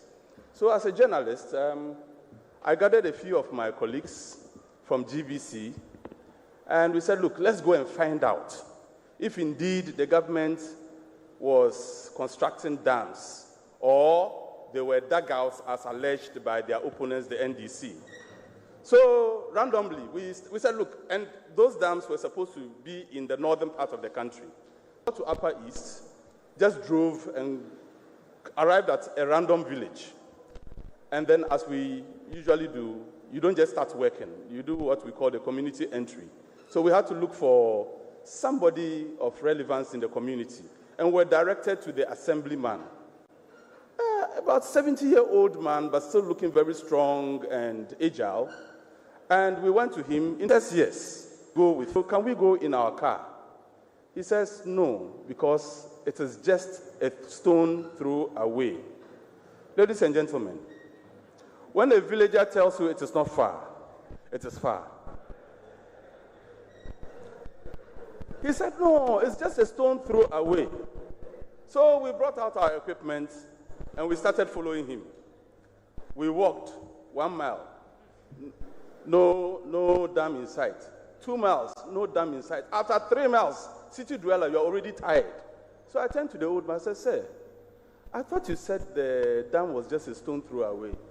He said, young man, you should have asked me who threw the stone in. And ladies and gentlemen, throughout the morning and throughout this event, we've been joined by very distinguished, revered chiefs. Nayab Gopena Al-Hassan, Paramount Chief of Tamale, is represented by Nabapra Chogna Mahama, Chief of Chogo. Let's acknowledge him with a round of applause. Nabapra Zogolana Professor Nantoma is the Chief of Zogo, and he's here with us. Let's appreciate his presence. Nabapra Zamgalina, Dr. Jacob Mahama, is the Chief of the Sanergo traditional area, is represented by Sanergo Bushina Fusheni, who is here with us. Let's appreciate him with a round of applause. We also do have with us the Nantong Gushina, who is here with us. Nantong Gushina, let's give him a round of applause in appreciation for his presence here. Now, we have been told about all these projects that are going on. These were the tangible things, the things that we can see. But in terms of development, there are also the intangibles, the things that, like establishment of businesses and so on and so forth. But there's power behind those who are able to build their own businesses and go into entrepreneurship and so on and so forth. Luckily for us, we have the CEO of MASLOC right here. Honorable Hajia Abibata Shani Muhammad Zakaria is the CEO. Let's invite her to speak to us for about 5 minutes. Honorable, thank you so very much.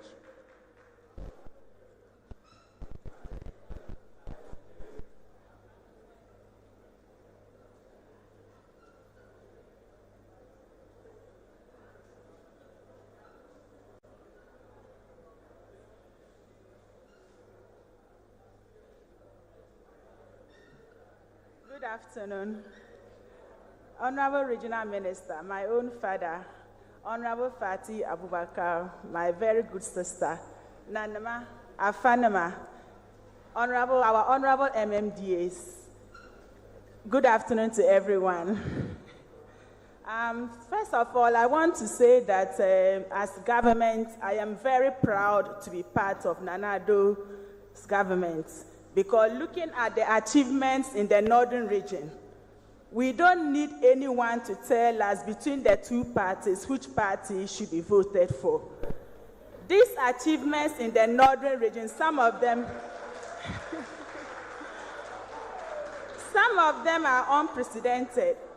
Please, I am pleading with our people that it is high time we voted for development over sheer choice of a party.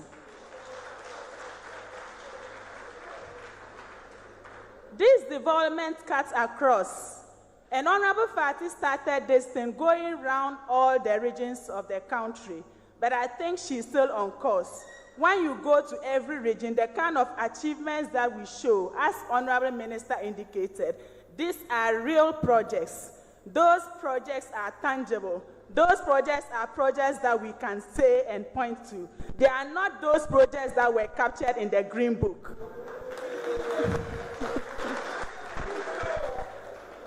And for that matter, MASLOC is not left alone. When we came into power in 2017, fortunately, I was Deputy CEO, and the kind of things we did at MASLOC from 2017 to 2020, it is everywhere for everyone to attest to what we did. In terms of disbursement, some people always think that MASLOC is only giving money to market women. That is not our sole responsibility. We have buses, we have tricycles, we have hair dryers, we have sewing machines. And across the country from 20, that was set up to cater for election. It was an institution that was set up to alleviate poverty. And for that matter, the welfare of the people of the unprecedentedly, the president gave MASLOC in an amount excess of 200 million Ghana cedis. 20, COVID came, and then coupled with Russia-Ukraine war, everybody is witnessing what is going around the globe. And for that matter, from 2021, when I assumed, even though we did some disbursement, those that we did in the first term are far more than what we have done. And even in the crisis, I can boast, as I stand here, that Northern region, the cars that we distributed, they were only 300 saloon cars across the country. We have over 40 of those saloon cars in the Northern region. And all constituencies we have gone to assess, waiting for is money to disburse to these market women. And the market women across the country, what I can tell them is assuring me that very soon he will listen to whatever our market women are crying for in terms of, and his boss was a very good teacher. Important for us as Ghanaians to continue the legacy of Nana Addo Dankwa Akufo-Addo. And for that matter, Northern region, when we are talking about the success to win presidential for Northern region, the last election, 2020, the difference was not much. I believe we are going to win presidential this time. And for that matter, all parliamentary seats in the Northern region, no matter what we are doing. Thank you very much. Really, really intelligent. The gentleman here, are you with me? Women are intelligent too. Came, because she came, I had to take her around. A question. But God being so good, he revealed to me that it was a trap question. My wife said, oh, look at the girl coming. Once you say she's beautiful, it means you were looking. And woe betides you, a married man, admiring another woman. Beautiful. So the Holy Spirit descended on me, and then I said, please, who are you talking about? Because I didn't even see the woman in the first place. But we have students from Nobisco who are here with us. Let's give them a round of applause. They have come to help. But this is the climax, where those who are in positions of authority now get to listen. Once you find that you are the sixth person, please go back and sit down until the next round. We will not waste too much time in this. And when you have the opportunity, ladies and gentlemen, please do not give us winding preambles. Go straight to the point and ask the questions. Of course, the persons in authority will take their seats. So first set of questions, please. Except, of course, our revered chiefs who are here.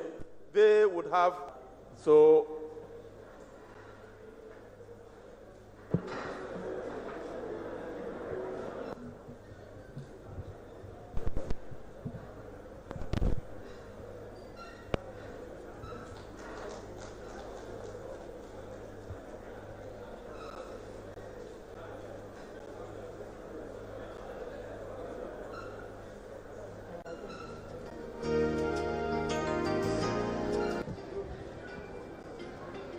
So please, do not give us winding preambles. Go straight to the point. You mention your name, where you're coming from, and then go straight. I'm from Sanaru. My question is, why is it that all Ghana politicians want to talk about only when it is time for elections? Is it good that way?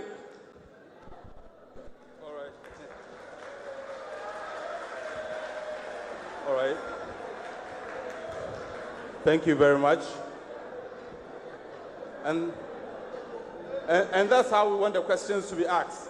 Direct and straight to the point. Shall we have some quiet in the room? Silence, please. Silence, please. Thank you. Yes, sir. Yes, my name is Samuel Abdurrahman. I'm coming from Children Believe, an NGO based in Salam alaikum. Manya Ghana National Association of Kamani Townhall wanted to opportunity shell. Can ye tenina zankpa yato ashanga den chana to pokpargo yato apulu and pah yato ashanga den palma. And most nyala songsem shanga den yan songma and surla to pokparba bemdeke neban kache yan song pokpar shabma. Because I never pambian, but to register with agric. Torozo, Tinya Nansham, Kalhabe, Wulga Page, and Pokpartaba, especially small farmer holders, man. Torozo, Townhall organization. Thank you very much. The question had to do with what plans are in place for farmers and fishermen in the region.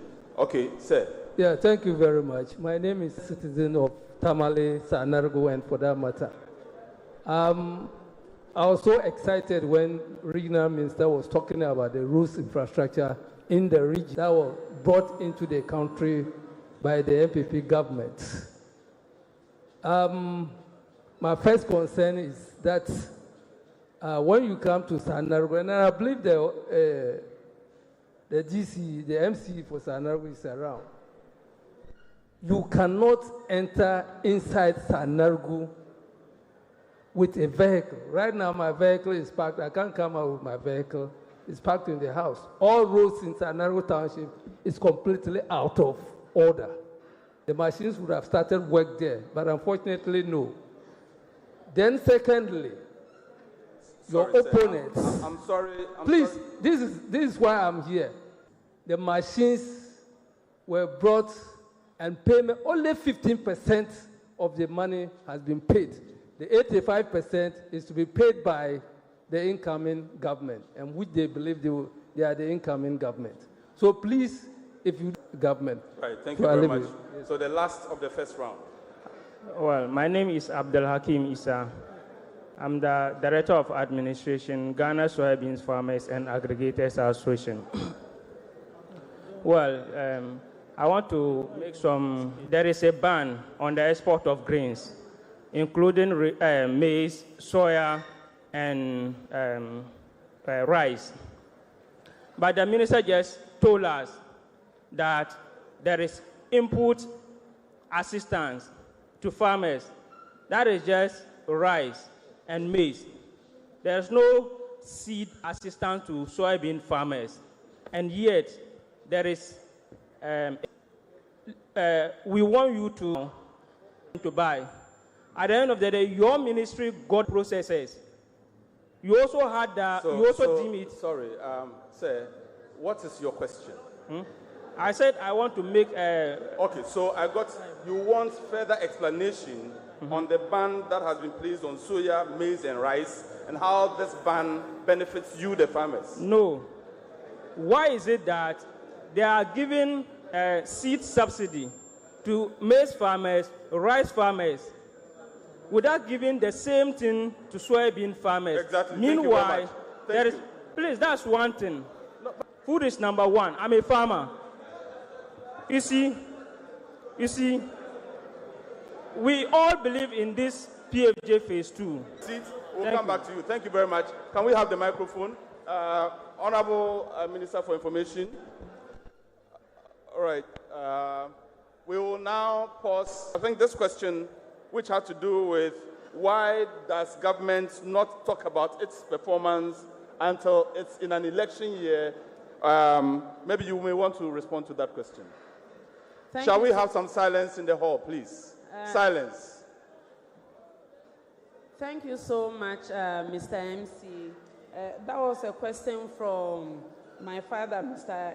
Idi Maham, but only wait till election period before we come to the people to account.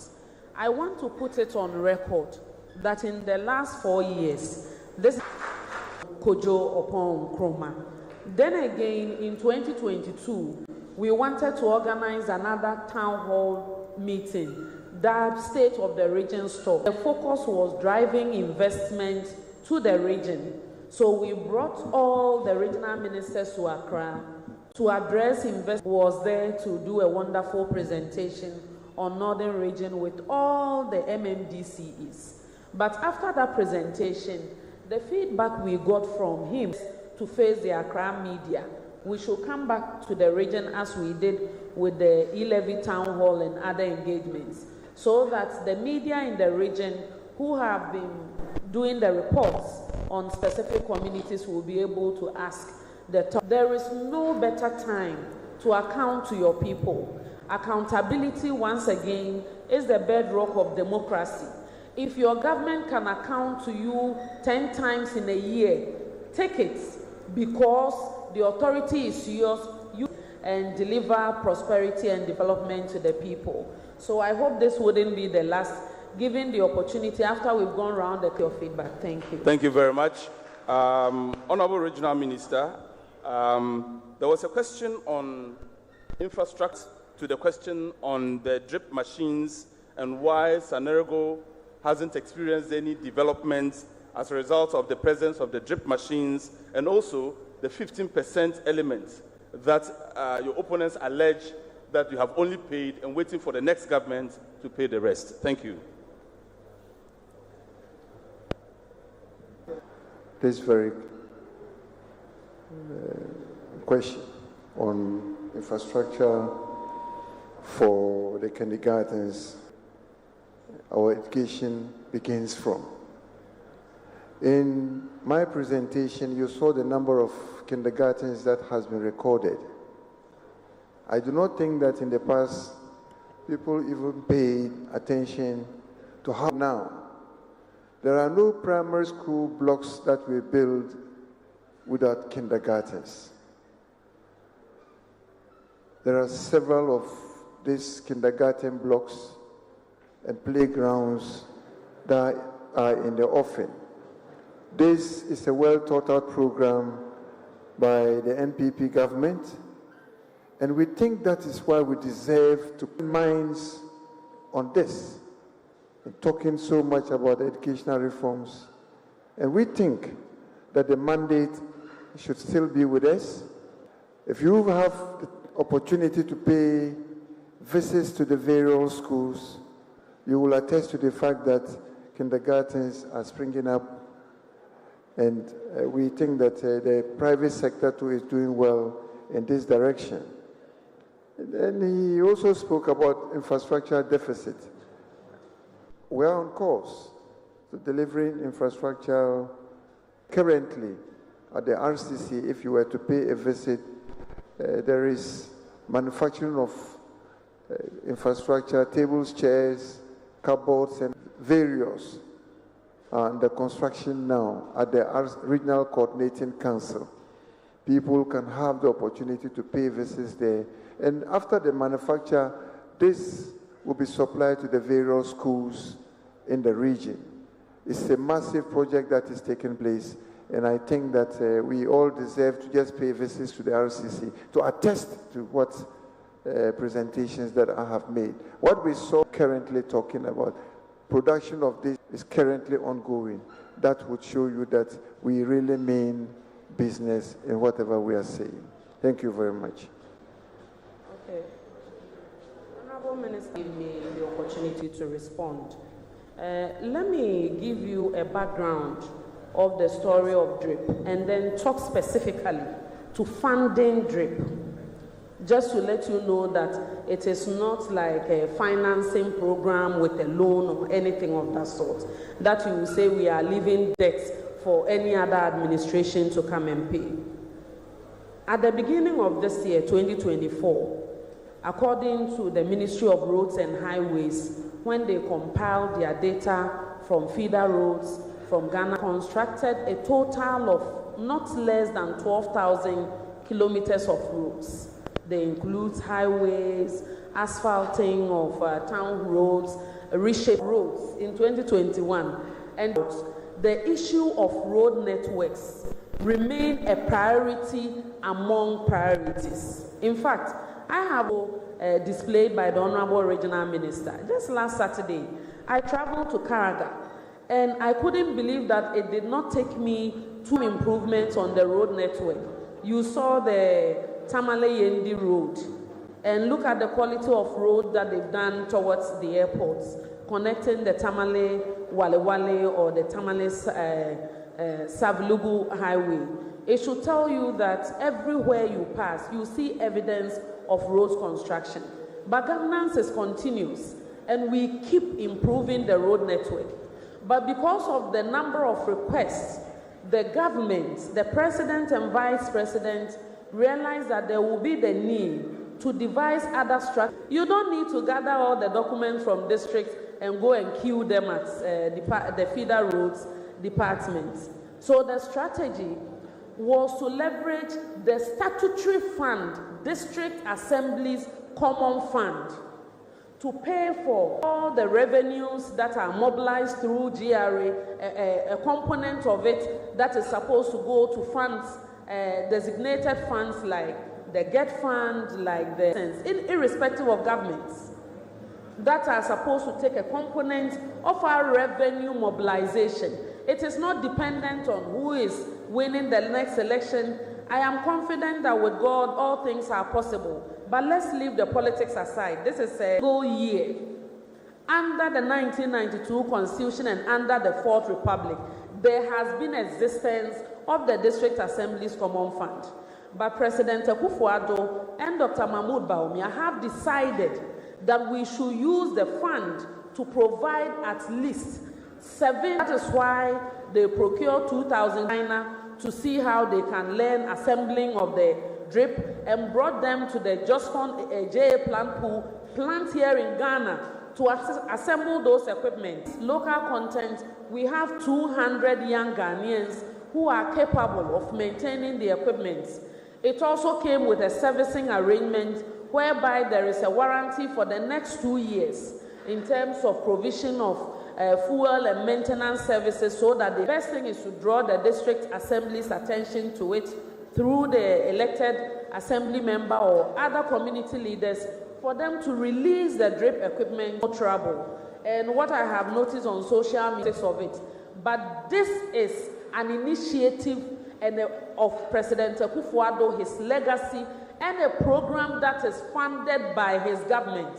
So for whatever value or propaganda value, if someone makes it appear as if we have contracted some loan and the financing has given us the opportunity to pay for only 15%, but we can't pay for the rest, let them know that DRIP is being funded through the District Assembly's Common Fund, which is a statutory fund that does good initiatives. So let us encourage the MMDAs to deploy the equipment and make sure all the areas in their communities that have road network challenges are fixed. Thank you. Thank you very much, Honorable Ministers. And Fishermen Association, what are you doing for them? And then why is soya bean not subsidized? Very quickly, sir. My Prince. So his question was on, more or less, it was a remark on information to farmers on the support the government is going to give to drought victims.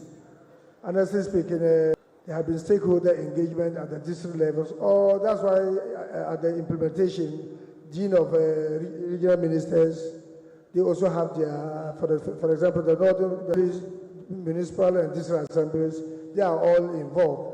as well as the regional and district directories of Agric. Yeah, we have been working with them, and they have operational areas depending upon the operational areas in the district. Every district has an operational area, and we have assigned Agric extension agents in charge for information to be given. The committee members are all part of the engagement, and farmers are aware. We told them the full package, what they need to do to qualify. Initially, the challenge has been the farmers who didn't have the Ghana card. Thankfully, we have reported the concern to Minister, and they have configured the gap and will not accept voters' ID card. So essentially, farmers are aware, and we keep giving them the education all over the place, and I don't think information is... on the ban on exploitation of soya beans, and you were even trying to say that there is no subsidy, government support on soya. How come farmers will struggle and produce? Essentially, we're trying to say that actually government subsidy covers all of that: maize, rice, soya, and all others. So, for example, SADC, when we are buying inputs for farmers, we buy for soybeans production, and we subsidize at 50%, at 40% for farmers. And this soybeans is always included in our package. So, for your ban, you see, the objectives of government for any intervention in agriculture, subsidizing inputs for farmers, is to ensure food security and availability community level and for industrial purposes in Ghana. You know, soybeans is an industrial crop for our poultry farming and other industrial use.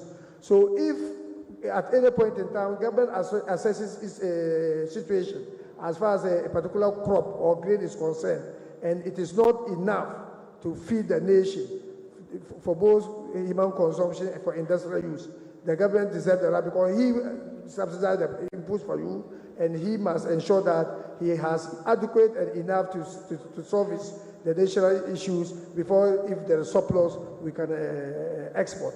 So the app for that is at any point in time, because if poultry farmers, other industrial users for soybeans are government. So if you have domestic, what do we sell? And later go back to what? Import it into the state. So it is the government power and right.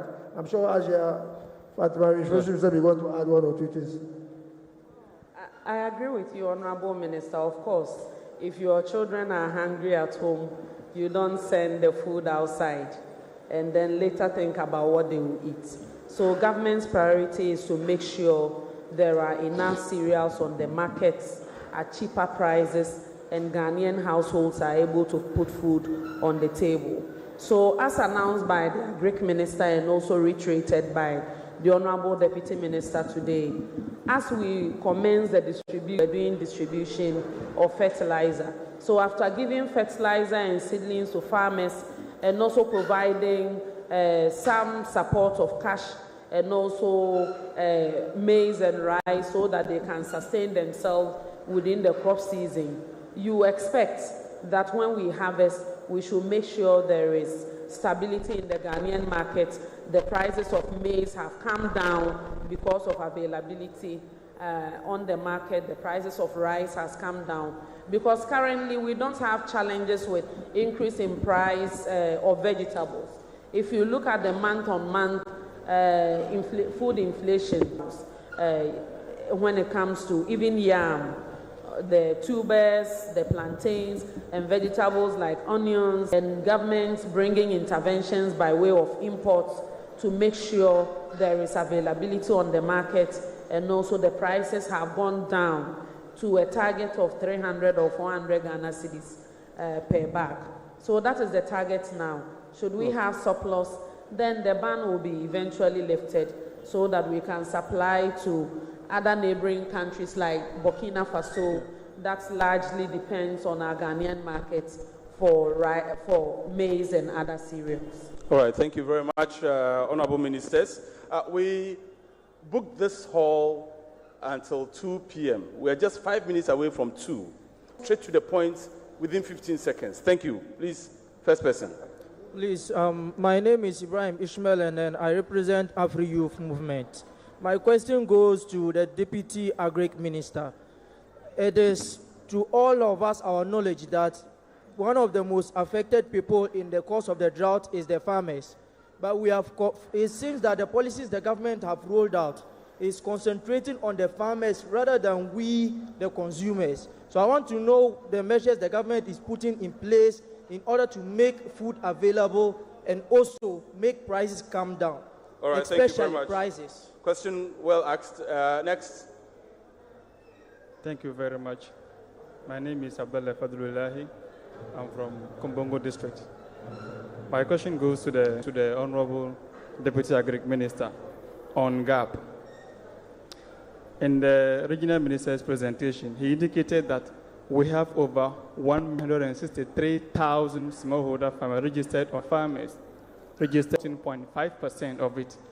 So what plan do you have in place to ensure that these 1 million farmers... Good afternoon. My name is Avoka Alberta Winsima. And for me, having witnessed what I've seen today, I am optimistic that, inshallah, 7th December, these improvements and developmental projects in the northern region. How are these projects? Please, this goes to our Honorable Regional Minister and my sister, Haja Fatima. How are all these improvements translating into tangible improvements for women, children, and marginalized groups in the northern region? Thank you so much.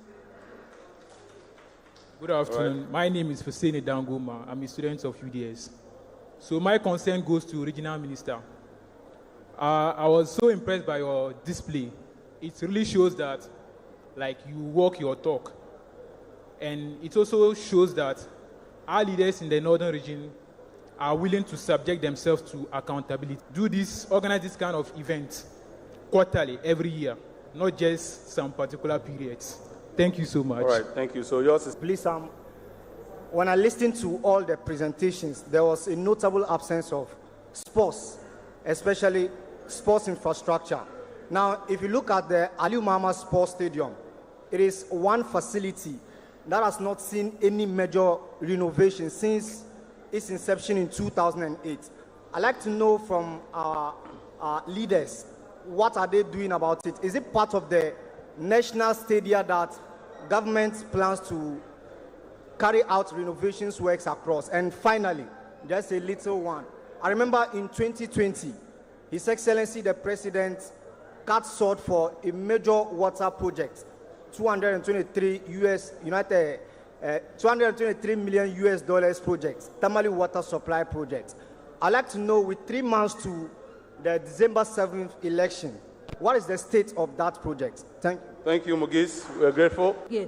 And a student from UDS. I would like to know what the government has done, and if I want to do for the people living with disability. I forgot they did it and included, but we don't see like included.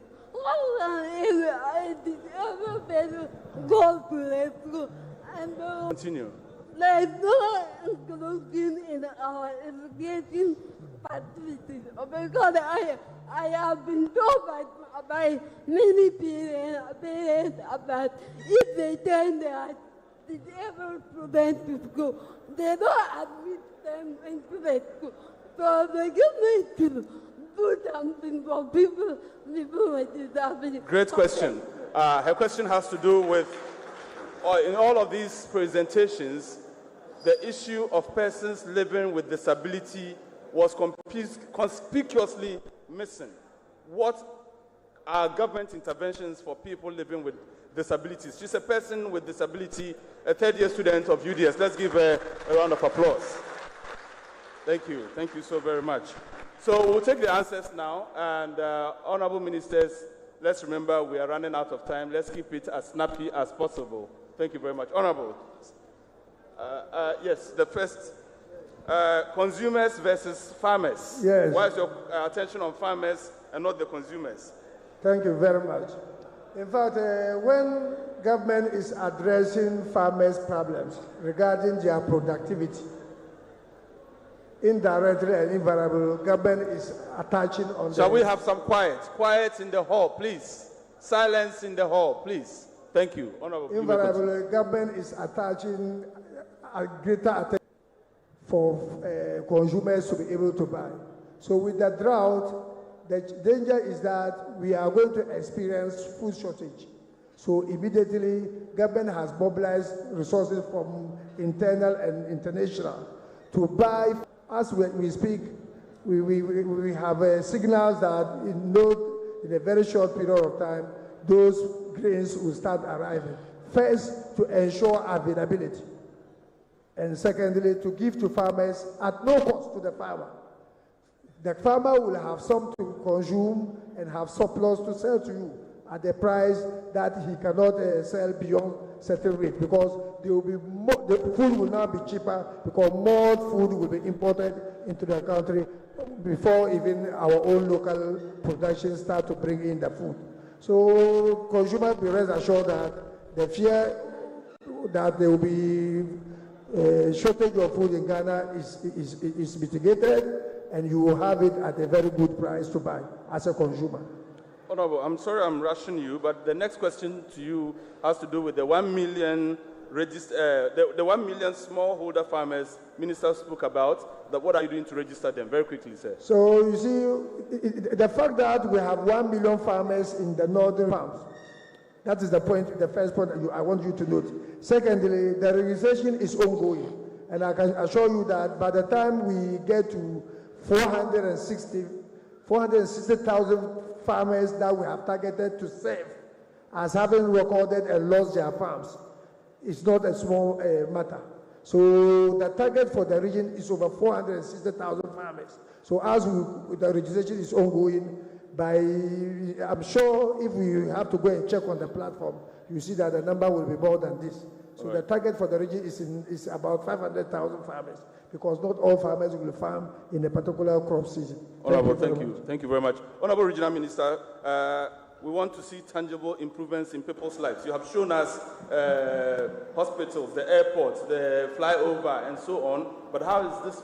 And I want to thank the questioner for this beautiful question. Do we look around when we look around Tamale this time, you will see that there is a lot of improvement in people's lives. People eat good food, dress properly, have good surroundings, and all the necessities of life, we enjoy them.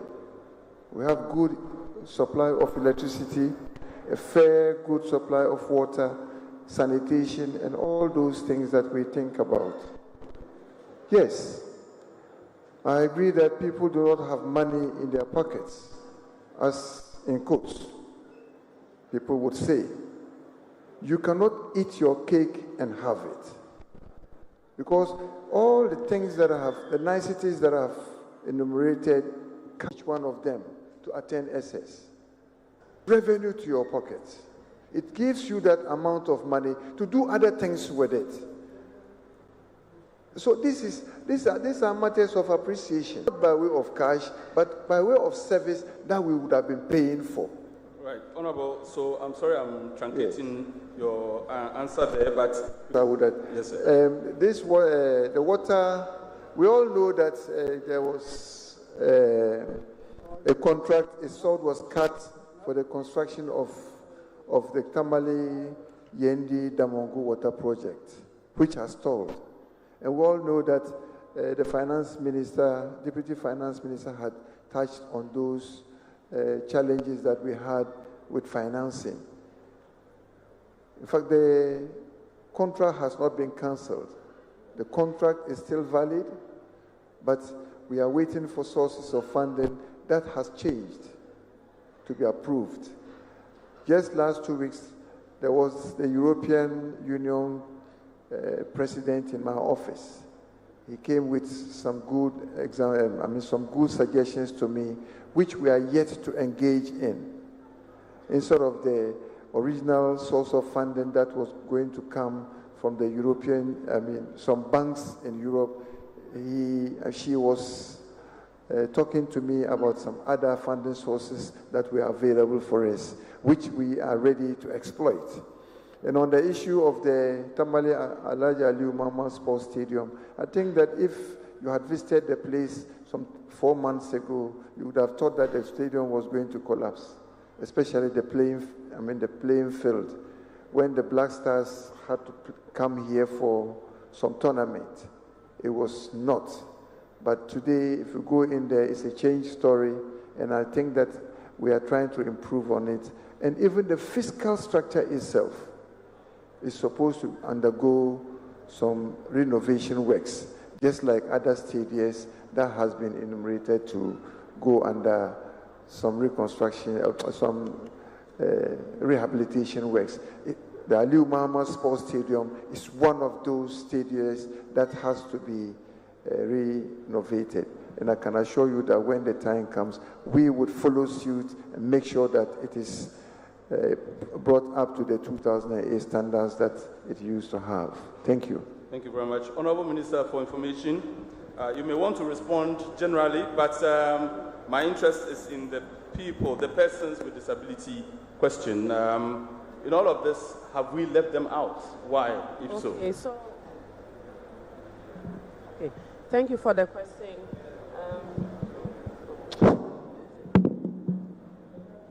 So I believe there were two questions that require similar answers. One on what is in all of this for women, children, and vulnerable persons. And another question on what government is doing for persons living with disability. So let me take the gender and social protection first, then I'll take the disability question. And I'm giving you these official statistics from the Ministry of Education. Before the year 2017, and before the introduction of free senior high school, the national data on number of young people who are in senior high schools, for every 100 boys, there were 64 girls in school. Since the introduction of free SHS, the national data, for every 100 boys, there are 106 girls in senior high schools. The Honorable Regional Minister also mentioned the transition rates, that from JHS to SHS, the Northern region recorded the highest transition rate of 98%. What this means is that, ask yourself, if there was money to take all these girls to school, why were they left behind? In the absence of free senior high school, calculate the remaining 36% of girls who hitherto were unable to go to senior high school. What were they doing? They were the same girls that people were taking to their homes as house helps and assistants. Now in Accra and Kumasi, people will tell you they can't find house girls. If you need a household staff, you need a domestic staff, you need to employ an adult and pay them well. So on the ground, there is evidence that a lot of families, I don't want to even mention ethnic groups, because someone gave me a specific example, that his entire generation money was an actual barrier to a lot of families sending their wards to school and for them to reach the level that, alhamdulillah, all of us have been able to reach. So there is real impact on the ground and people are feeling it. Before 2017, when it comes to persons with disability, you know there is a statutory allocation of a component of the District Assembly's Common Fund to persons living with disability. It used to be 2%.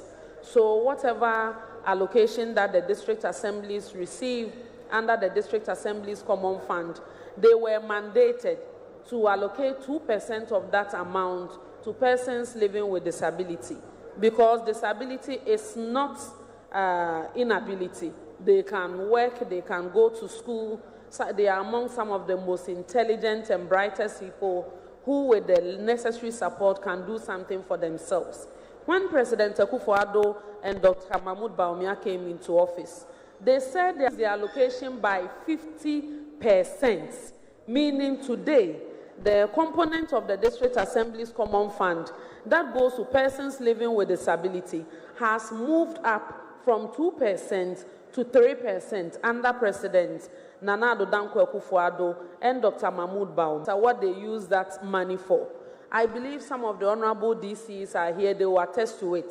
Some of them give capital to persons. I know somewhere in Soto because my husband is a civil servant, so, and he is into accounts. So I had the benefit of first. So there are so many interventions that the journalists here, if they are minded to visit any of the district assemblies, they will see how the disbursements are going. But we count on continuous support from government and non-governmental organizations to provide them with additional support so that together we can improve the quality of life for our brothers and sisters. There was another size of the production.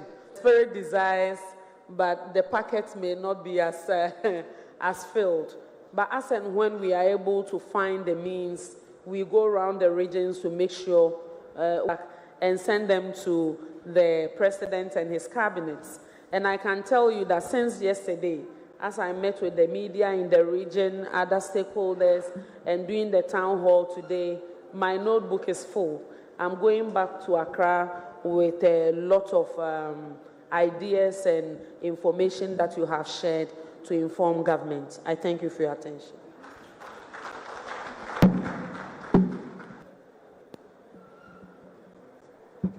Thank you very much. We have come to the tail end of the event, and I think the honorable ministers deserve a round of applause. It's not every day you get ministers availing themselves to directly answer questions from citizens like this.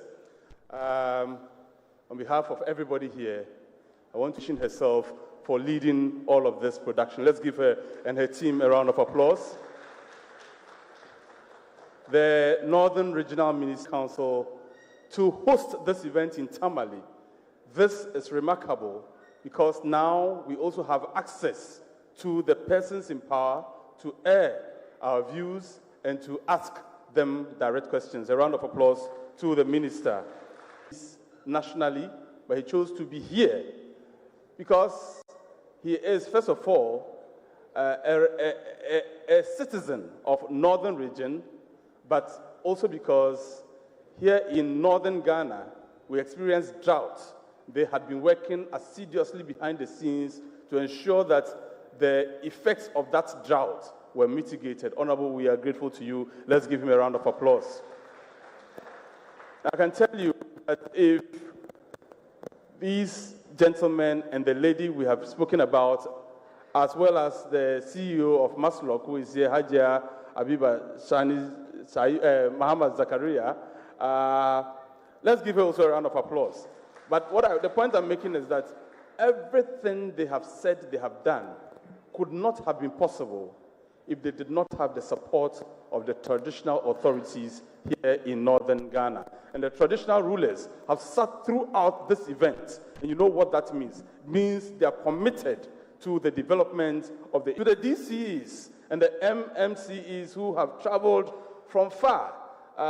Some of you, on your way here, you encountered certain problems. There was heavy rainfall, part of the road was cut off, but you still managed to navigate your way to be here. It tells us that you are committed to accounting to the people. MDCEs, we're very, very grateful to you. A round of applause to all of them.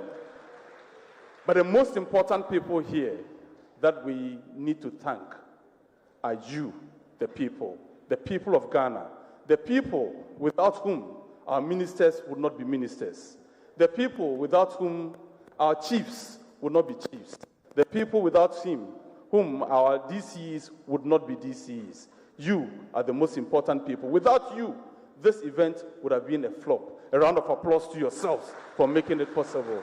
Thank you so very much. At this point, we'll pause for a closing prayer, and I've been told that I should make it open.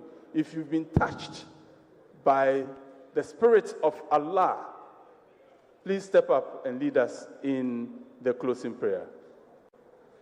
Oh, let's give him a round of applause. Thank you so very much, sir. Thank you.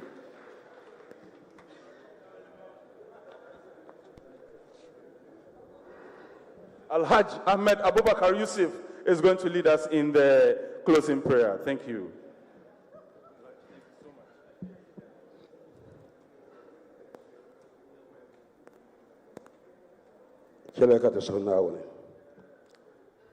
Alhamdulillah الذي هدانا لهذا وما كنا لنهتدي لولا أن هدانا الله. Ansu solayin da fa pamba beki.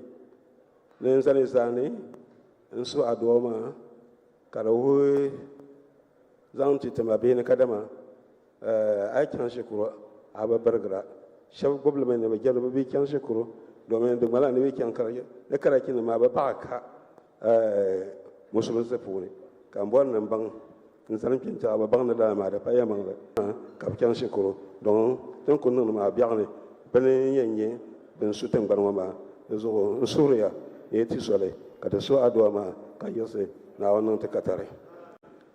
Allah, we thank you for this program. We have called you to guide us. You have guided us, you have protected us. We are coming to the end.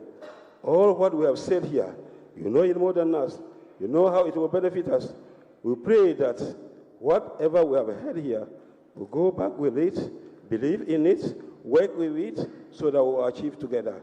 Allah, let everybody who came here go back to his destination. To happen, to disturb the peace of this era, Allah protect us from us. Everything that has happened could not have happened without peace. We ask for your continuous guidance and for the peace to prevail all over the region and all over the country. We are going to the election. Let us have peace before, during, and after. We'll come out peacefully and successfully. To close it, I would like to recite the opening chapter of Yamin. Ar-Rahman Ar-Rahim, Maliki Yawmiddin, Iyaka na'budu wa iyaka nasta'in, Ihdina siratal mustaqim, siratal ladzina an'amta alayhim, ghayril maghdubi alayhim waladdallin. Amen. Now on this. We will humbly request honorable ministers to step down and join the chiefs for a group picture. The MMDCs, we humbly request that you also do join. Where do you want the picture? Upstage?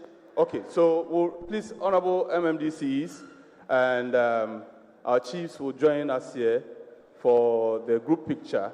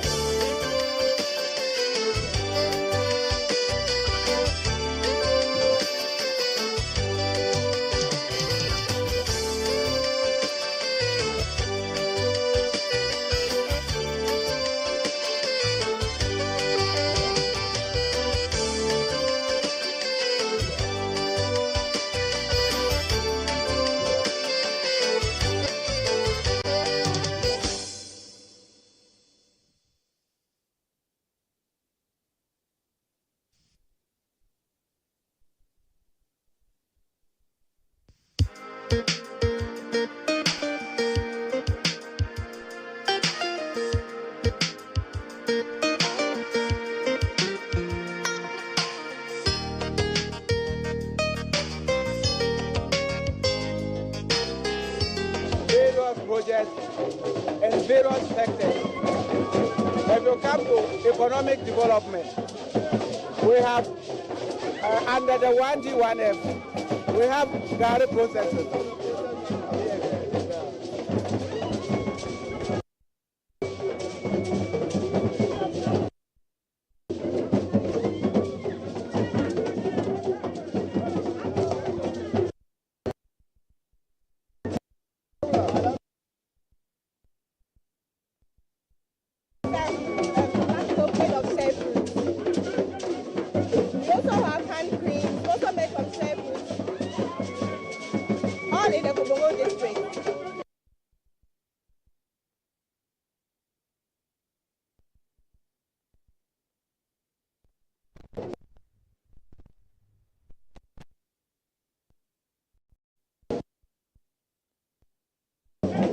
And we have a lot of projects that we have showcased here. We have Agenda 111 under social development. We equally have under governance. We have how many projects are there? We have about over 100 projects. Over 100 projects. But some are at various stages of completion. Yes, some completed. These are just a sample of those projects. And these are awards that we have gotten from Sunday.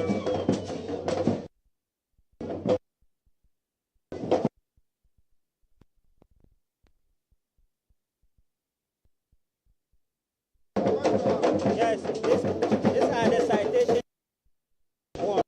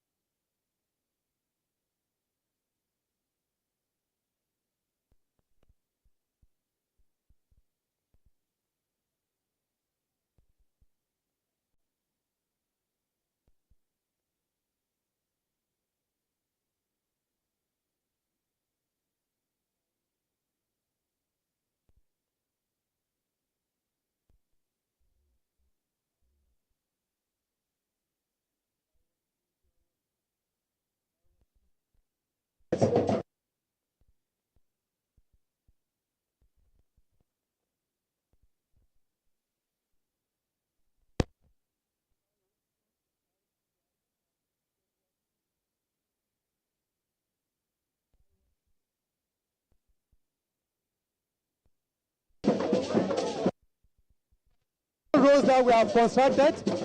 We also have labor-intensive public works. We also have complementary library asset support scheme where we identify some vulnerable women and support them with startup kits for them to go into income-generating activities. We also have some cashew production, which we supply to vulnerable people to go into cashew production. Some health facilities that we have constructed.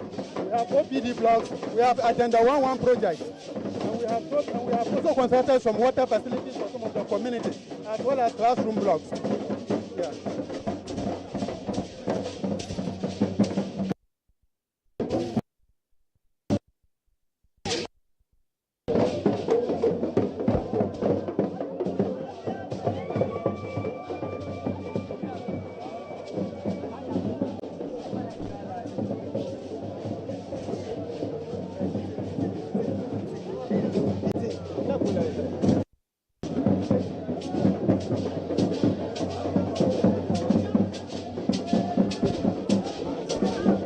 Thank you very much. Saboba.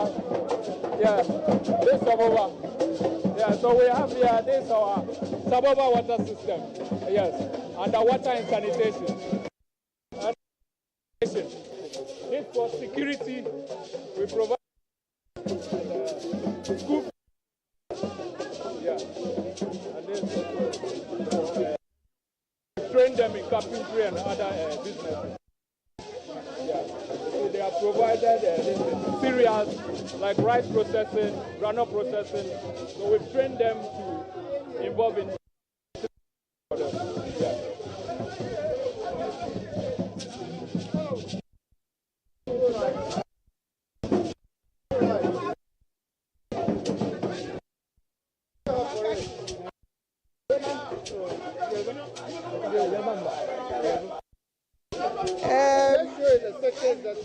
We have agriculture, and and this is what we've been able to do. We have women who were into pottery. Yes. Then we have water and sanitation. That is it, what we've been able to do under water and sanitation. Then you have yes. And we have factory that has produced all right. From our factory.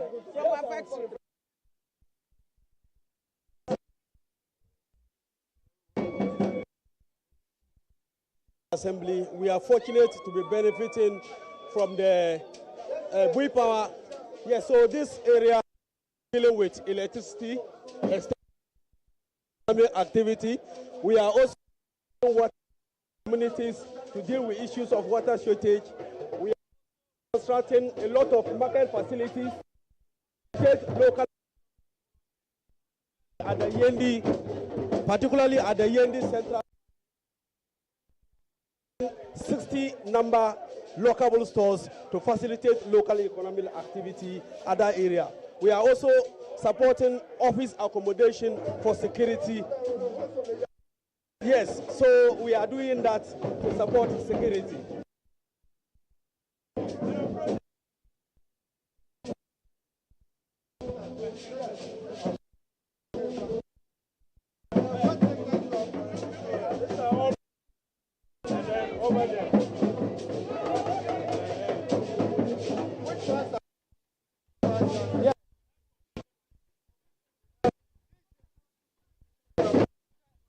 Assembly project.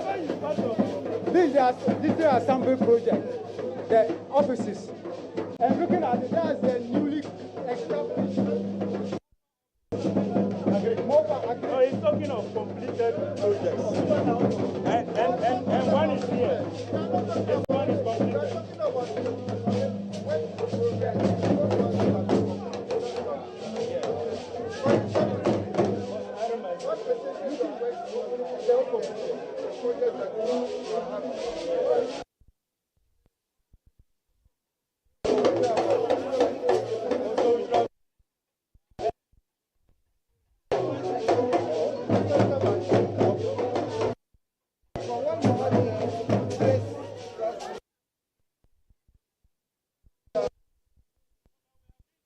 Center, chief compound, every structure has its name. Okay.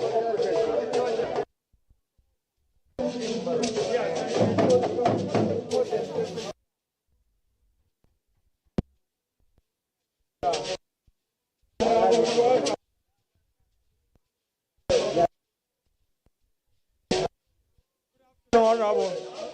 Yeah, we have across various sectors that we have been implementing over the years. Under here, we can see we have in the area of LED, we have construction of shea butter processing, a market, an extension of electricity to 89 communities, and as a number of staff bungalows that have been constructed, and then a police post. Yeah. Thank you very much.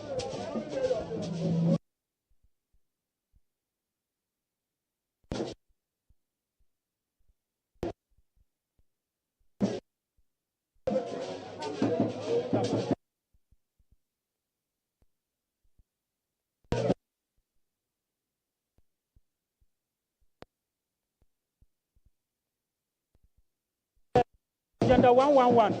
That is the psychiatric hospital in Togo, the plant here. And we also have the toilet, 6 toilet room facilities. We also have the bungalow.